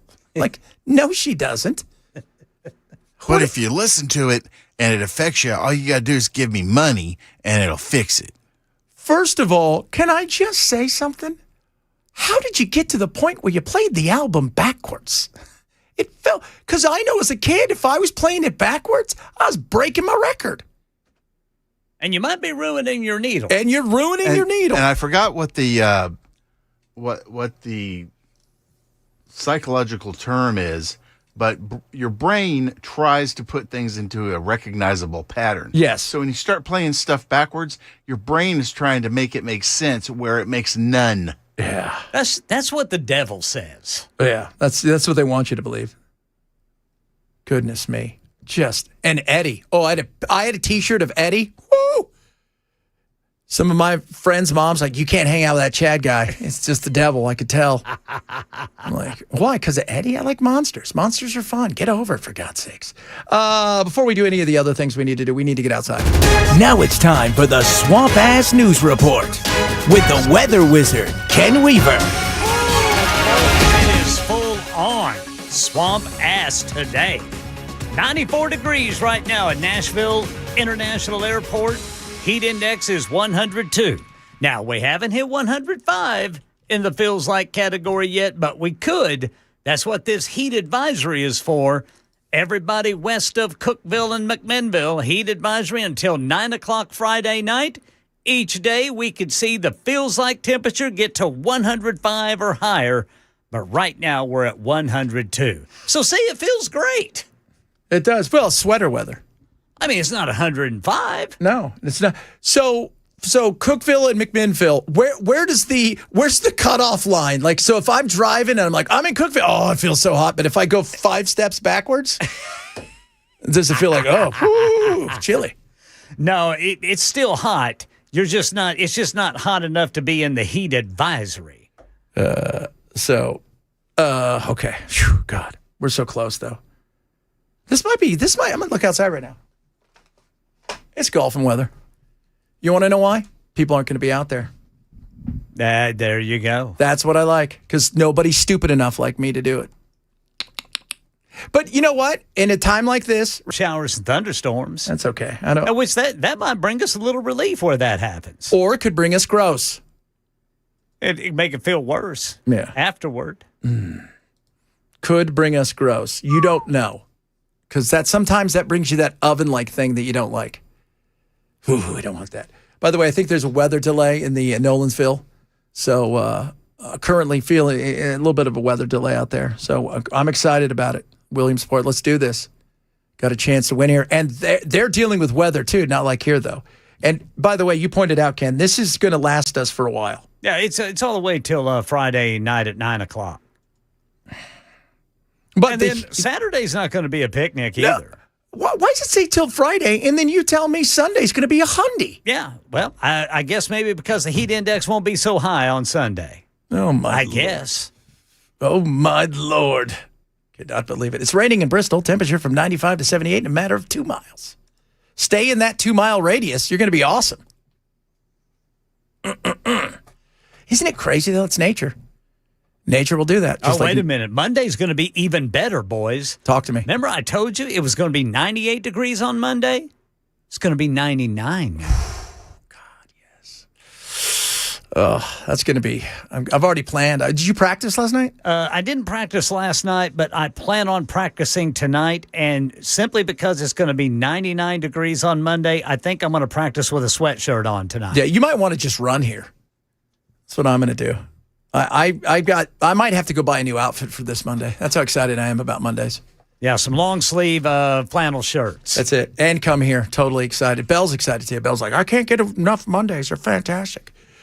They are. So be prepared. So, guys, what we're telling you is hot, hydrate. What the hell is wrong with you? Nothing. We're good people. See, you said the bad word there. Now we're going to get somebody going, they cursed and they hate the Lord, which we don't. They like satanic music. Somebody goes, is that Eddie and the Cruisers? We were talking about a shirt I wore as a kid. Eddie. I had some horrible T-shirts as a kid, and I even have worse ones as an adult, but we won't bring those up. I've got some stuff where it's like, I can never wear that. Oh, I've got a Cannibal Corpse concert T-shirt. Yeah, he got a Cannibal Corpse T-shirt from a listener who was also a fan. And when he found out Ken was a fan, he sent this in. And I would not wear this in public in a park that nobody else was in by myself. I might not even wear it to a Cannibal Corpse concert. Really? What is it? If your wife ever saw you in that shirt, it would be, nope, take it off. That's a divorcing shirt. What is it? Oh, it's sexually terrible. violent. Oh, it's a terrible shirt. TB's all. That's the one I gave you. Yeah, it is. Oh, But it's a collector's item. Okay, well that's fine. But I mean, Eddie was bad, but I had some horrible shirts.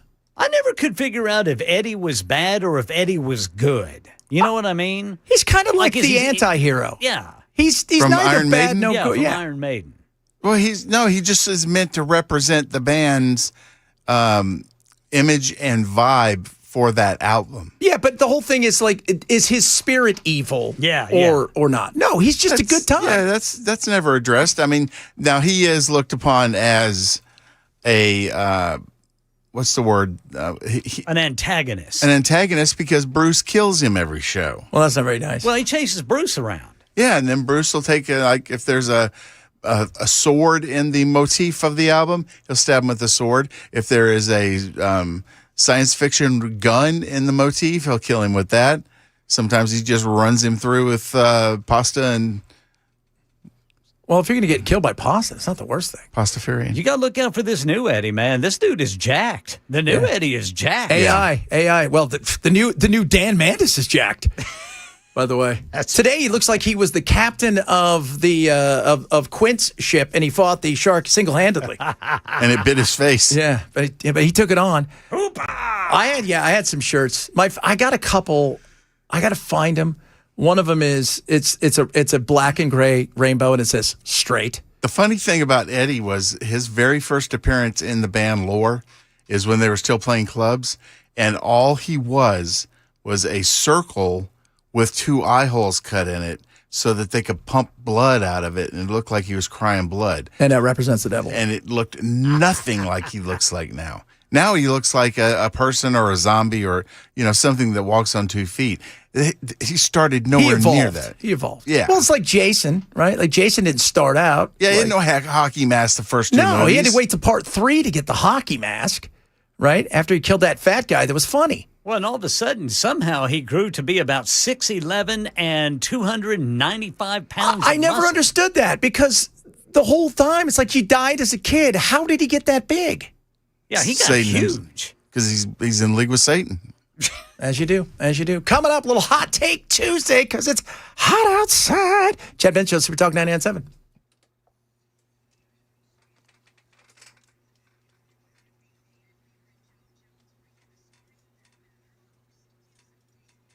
Shit. All right, everybody. Relief Factor. You sick and tired of being sick and tired? Aches and pains in your joints and your muscles? You don't want that. I had a listener. His name's Chris. Good dude, right? Listened to me for a while. And he had bad joint and foot pain. It was a nightmare. He got to the point where he thought, I don't know if I can do this job much longer. And he liked what he was doing and working outside. He couldn't even garden and stuff. Starts taking it within a few months. He does something crazy. He runs a half marathon. And he says, the only thing I changed was the Relief Factor. Look, aches and pains in your body, it happens. A vast majority of it is inflammation. You want to stop that. This is what it's about, Relief Factor. Naturally formulated, third-party tested. It is amazing. I want you to try it right now. Works from the inside out. Actually tackles inflammation as opposed to, just essentially, putting a Band-Aid on it, if you will. Try Relief Factor. You're not going to be disappointed. This is what I want you to do. 1776, 3-week quick start. Go to relieffactor.com and get yours today. Relieffactor.com or call 800-4RELIEF. 800, the number 4RELIEF for Relief Factor.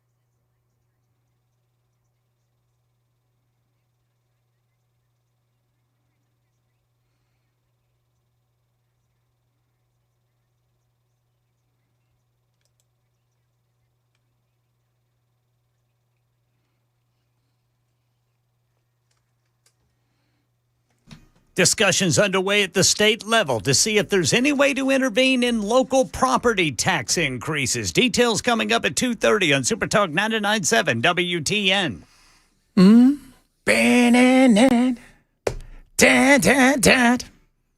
Hot outside. It's also hot inside because of our takes. Hot take, hot take, hot take Tuesday. Well, hot takes. By the way, Statement just wrote us hot take. HOAs are nothing more than little communist regimes. Here, here. Proven point.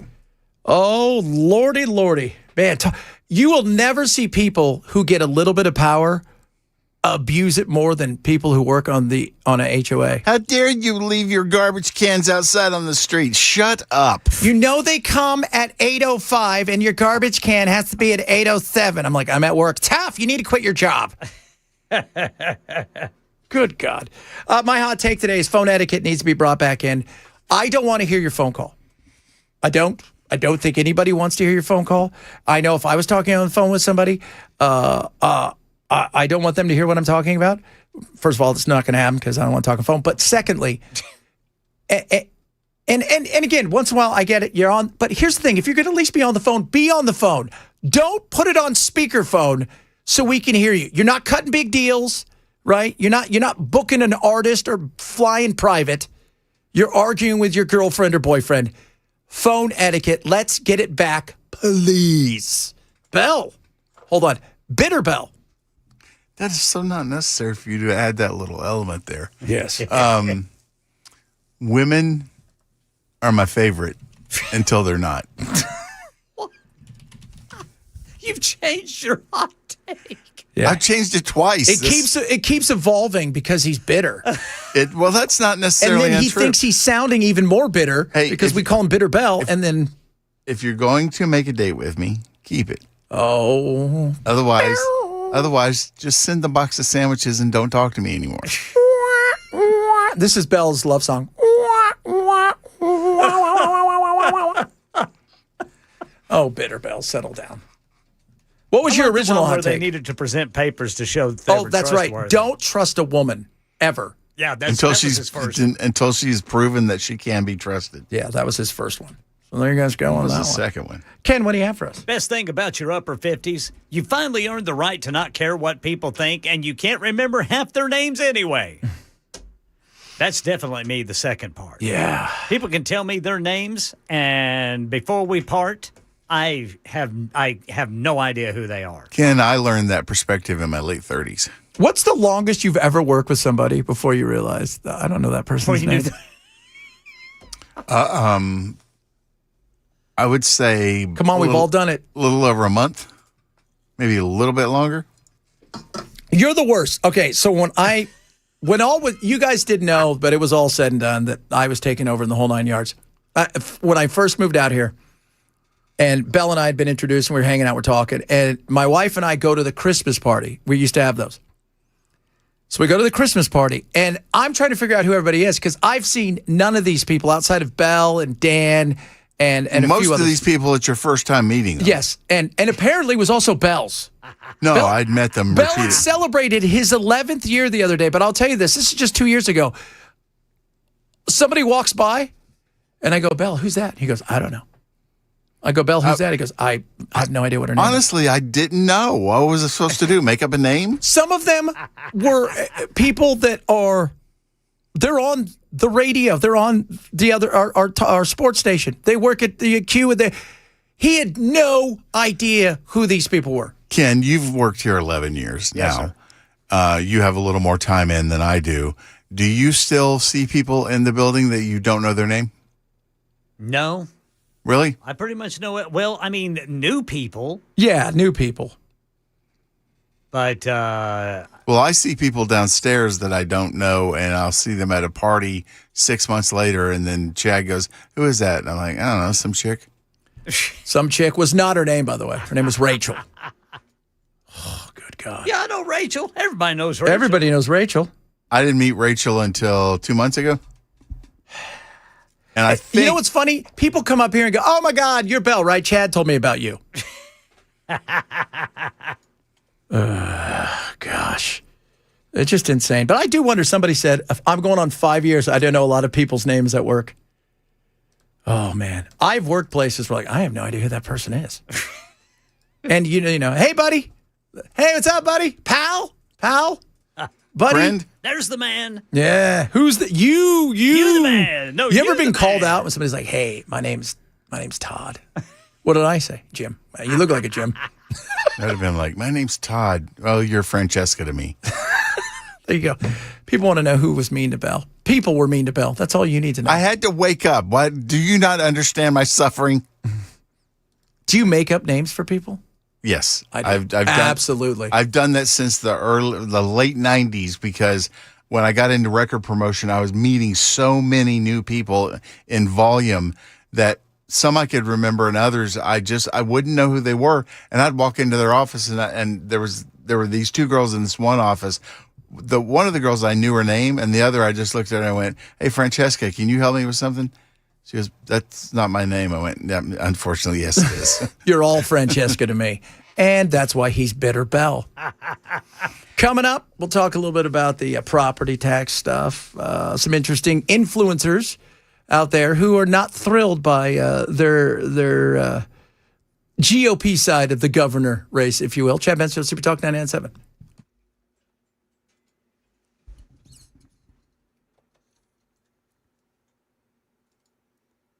I'm Ken Weaver with your top stories. And Nashville, it's hot outside.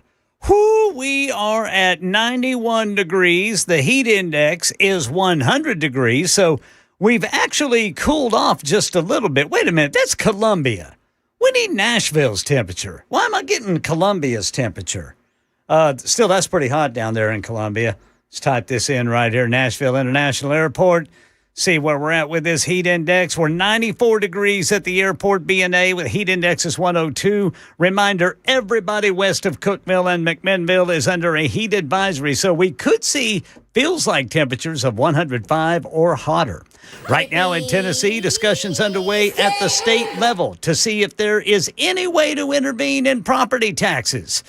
Property tax increases. Speaker Cameron Sexton telling WTN's Matt Murphy show he and other leaders have been working with the state attorney general on whether they can intervene. One of the things that we talked about that we could get through on the House side, we're hoping to get some movement on the Senate side next year, is the property tax cap bill that would also limit unrealized gains on your property as well. Yeah, it would base property taxes on the price at purchase, and then whatever investments you have made, not on what someone else may have paid for a property, let's say, on the same street.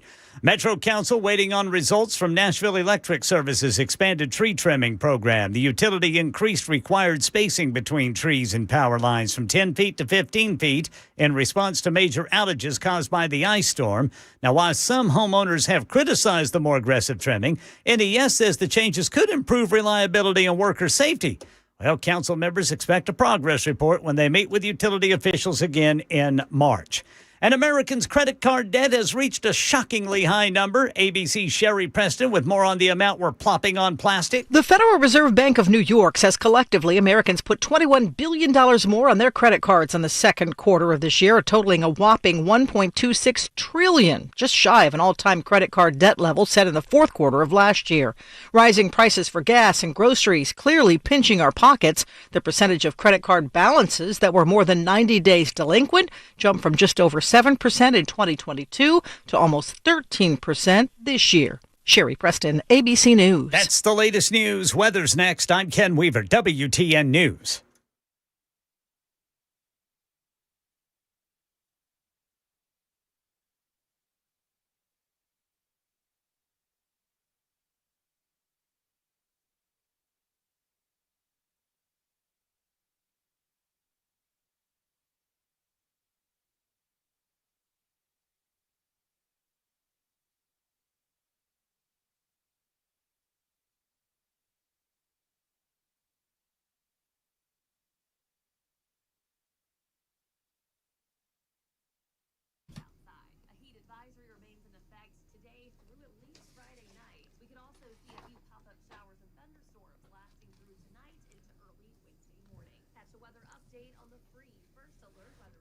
All right, guys. One thing I hear from a lot of people out there is we talk about all the time. We're just talking about taxes. People are worried about their taxes, and if you get to that point where you're fixed income and you're under your retirement or you're heading there, you worry about the debt that we have. Are we going to have issues where you're going to see taxes rise, and what are you going to do to combat that? You know what you're going to do?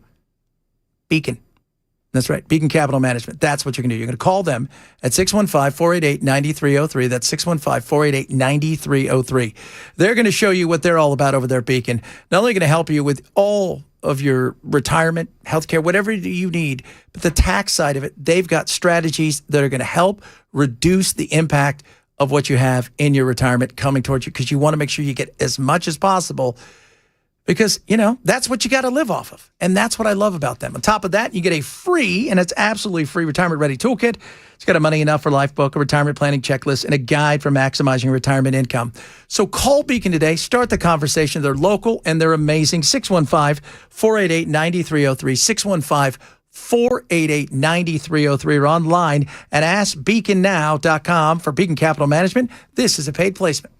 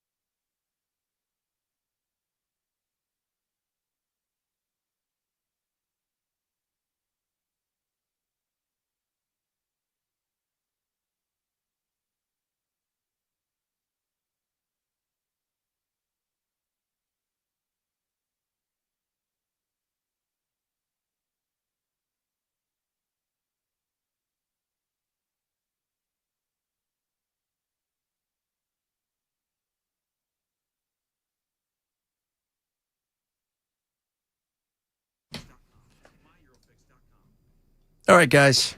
Let's read an article today. Front page of Drudge, actually. What's it say? It's easier to steal a deed to a home in Arizona than it is a TV, and this is happening nationwide. Home Title Lock is going to help you with that big time. AI can help people do stuff now that's crazy, and they're stealing people's information and easily transferring over deeds, all the things they need to sell your property, take out a loan against you. What are we doing? How do you protect yourself? Home Title Lock. It's that simple. Did it with my family and all the property that we have with my mother-in-law, my wife and I, and everybody. It's just a smart thing to do. Home Title Lock is there for you, 24/7 alerts, right? And for many of you out there, you don't even know, is there anything? I bet you some of you listening right now would be surprised that somebody's attached themselves to your title. I would not be surprised. You don't want to be that. Don't assume your home is protected because homeowners insurance, you've got that. I'm fine. Check title records. Find out what's actually on file. Go to HometitleLock.com/Benson. Use promo code Benson. You're going to get a free title history report plus a free trial of a $1 million triple lock protection. They'll spend up to $1 million if somebody has stolen your title to help get it back. That's HometitleLock.com, promo code Benson.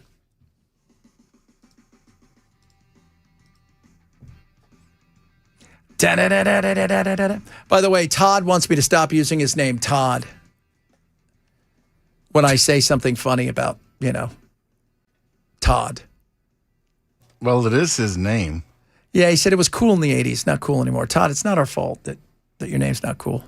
Remember, change your name. Was it South Park where Todd is the Richard from Canada that everybody hates? Oh, here comes Todd. Everybody hates him. Yes. Yes. Change your name if you want. Use your middle name instead. There's all kind of options available to you. 3425 says the first time that any of that stuff happened with the albums, wasn't it the White Album? Number 9. With the Satan stuff?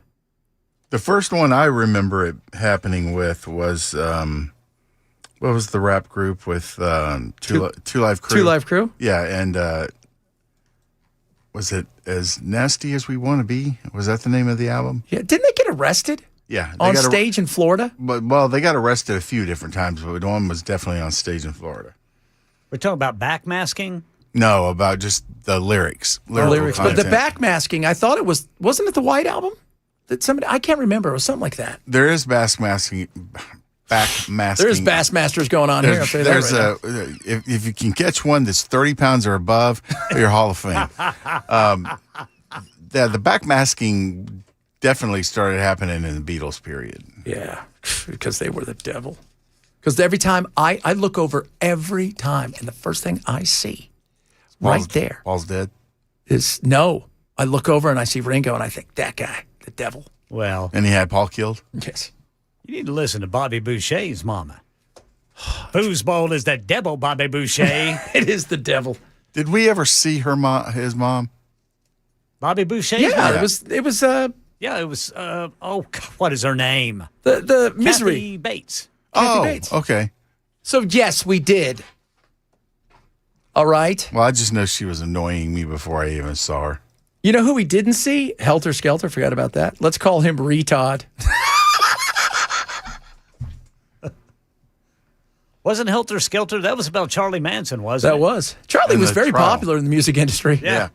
Hey, the Beach Boys cut his songs. They did. They did. Well, remember, he had his own Guns N' song. Roses did too. Didn't he do his own album? Yeah. Or something? Did he? He had. I don't know if he actually got an album done and finished, but he had enough songs available for an album. Well, you know what? Sometimes somebody's probably out there going, you know what? I should probably get a hold of those rights. See what I can do here. Let's see what I can do. Are they still meeting right now? Ken, about the whole property?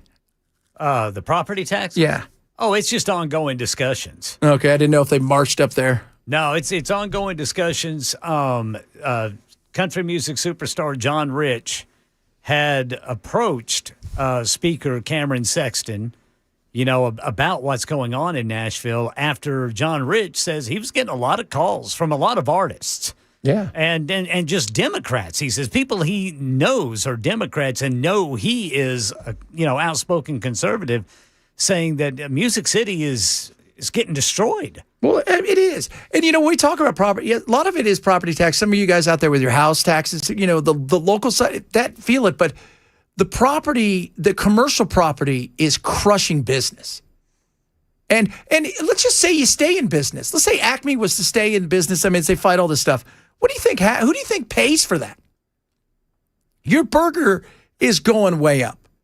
Everything is going to go. That right there is truly a tax on all of us. And I know he's worried about what's going to happen when we have was it the Super Bowl? Yeah, the Super Bowl. He said, what's that going to look like if, when the Super Bowl, which is on the global stage, if Lower Broad, like 30% of the neon signs aren't there anymore? Yeah. Not only that, but or it's just all corporate. Yeah, that's what it's going to be. It's like, hey, kids, I know you've come to Tennessee and you want to hear some of that. This is where so-and-so was discovered, and he swept the floors and did work. He used to sleep upstairs, and he'd come down and he'd play all night. But now, how about unlimited breadsticks from Olive Garden? Yeah.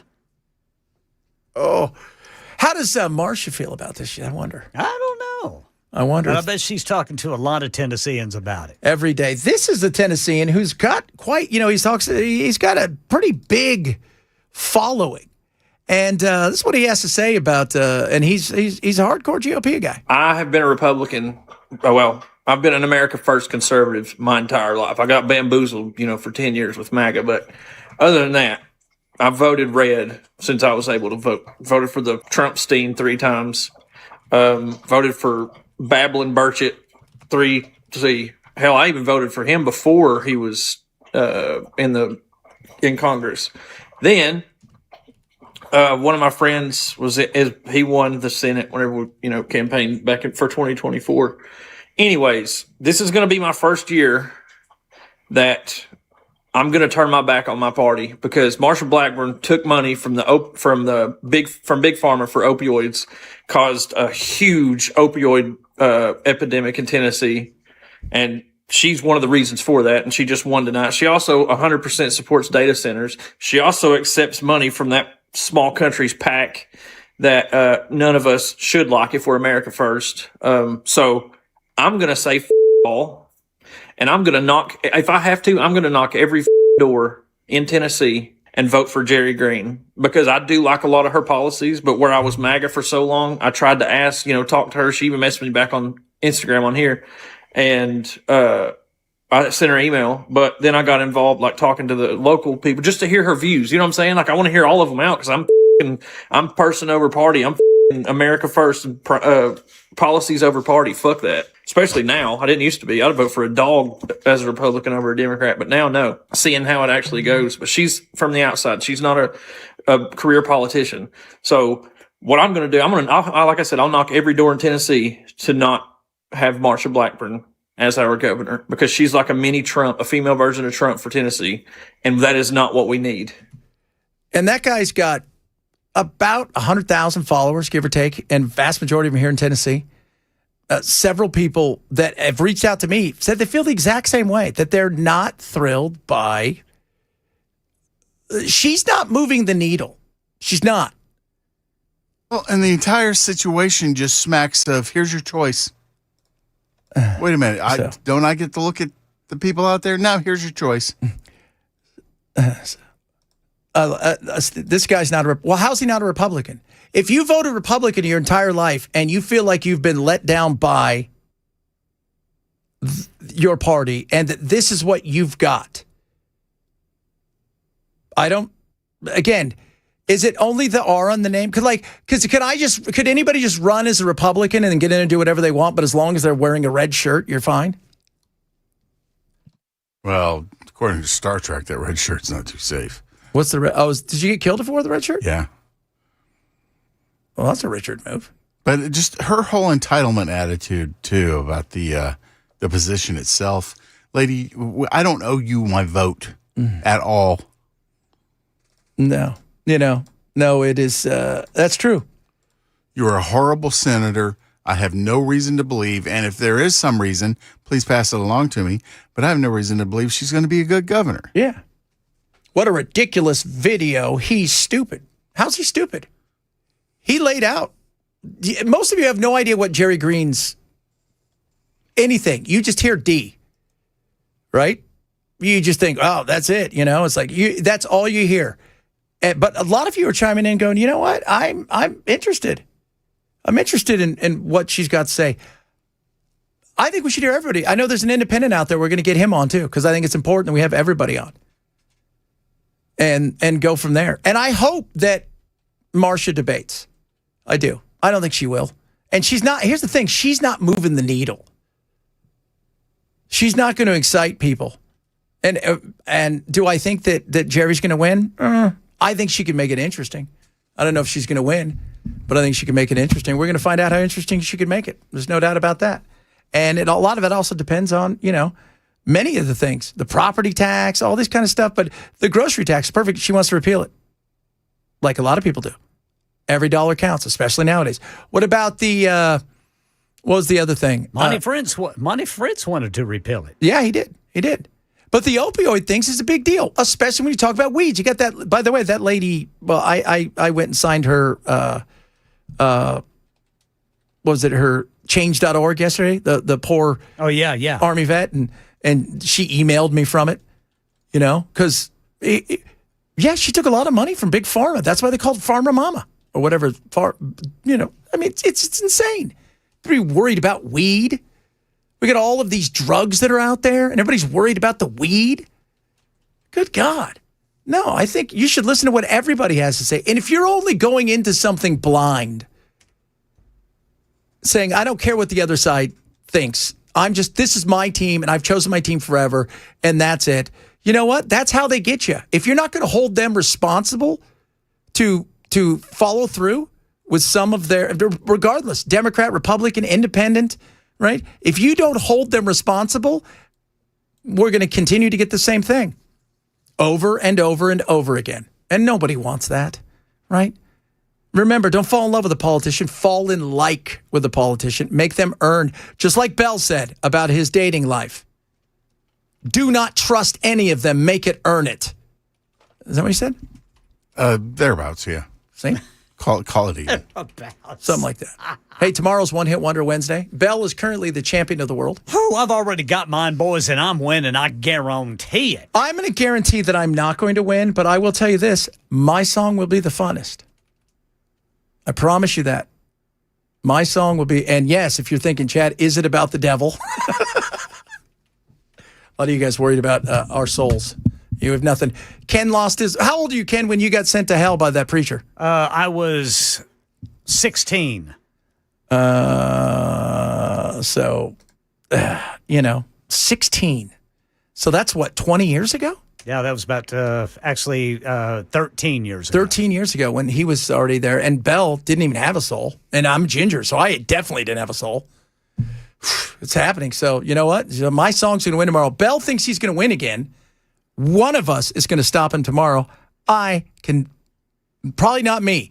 Ken's got a shot to stop him tomorrow. I got a good one, boys. You got a good one where you tell a story around it?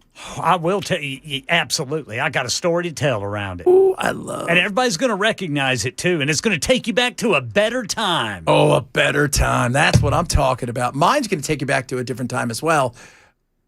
But mine will probably offend some of you. That's what we love about this. Mine's from the 20s. Oh, for God's sake, Bob. The 2020s. That's a one-hit wonder from the 20s, yeah.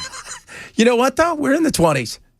That's right. It could be 2020. We should bring back that dialect. I just start talking like this. We should do a whole show one day like this. Let's do an hour one day like this. Hey, everybody, you see what's going on over here? I think Marsha's really, really not going to do the thing she says she's going to do. You shouldn't just vote one way. Make them earn your vote. Mother Nature's really pouring it on, folks. We've got a heat advisory until Friday at 9 o'clock. That's very swamp-assy. Coming up, Matt joins the program. Chad Benchill, Super Talk 99.7.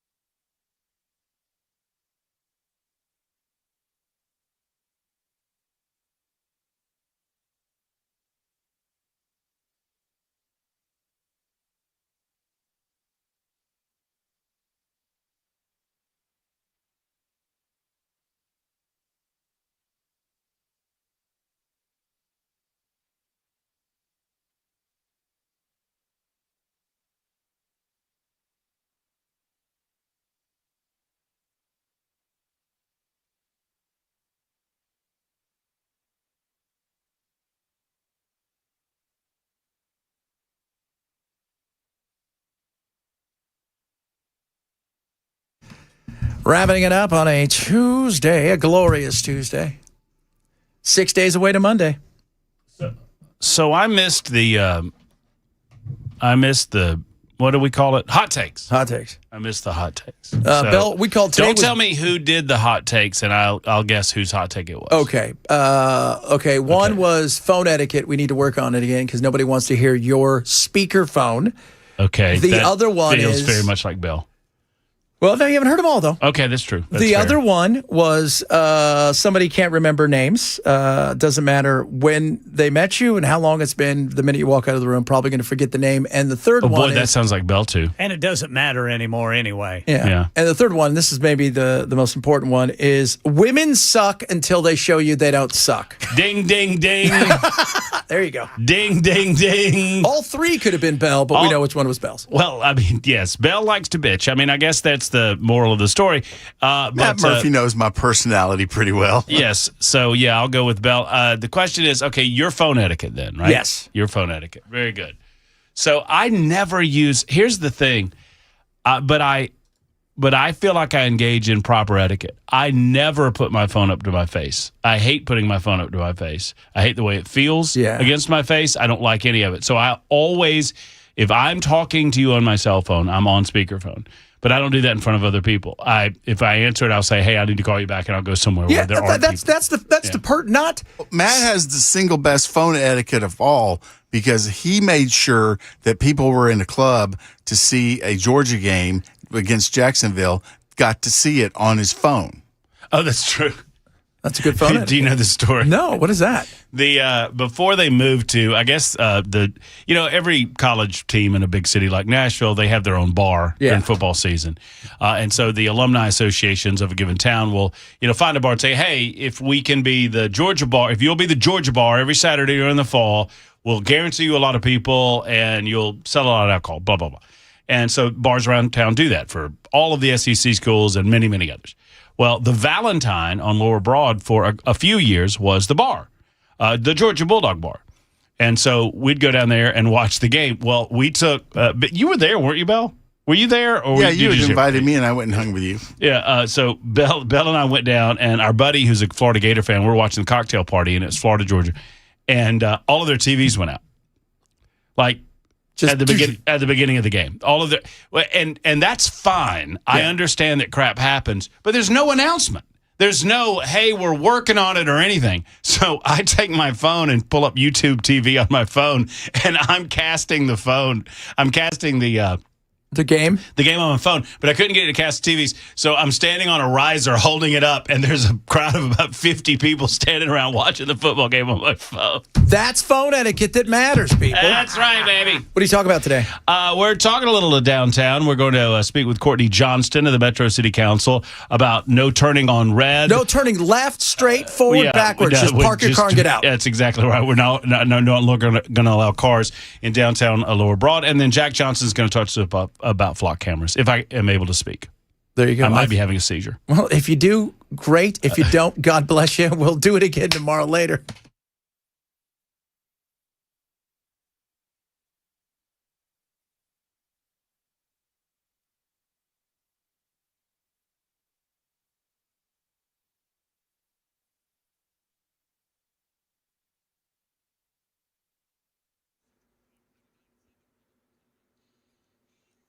Three o'clock on the dot. I'm Ken Weaver with your top stories, checking traffic here.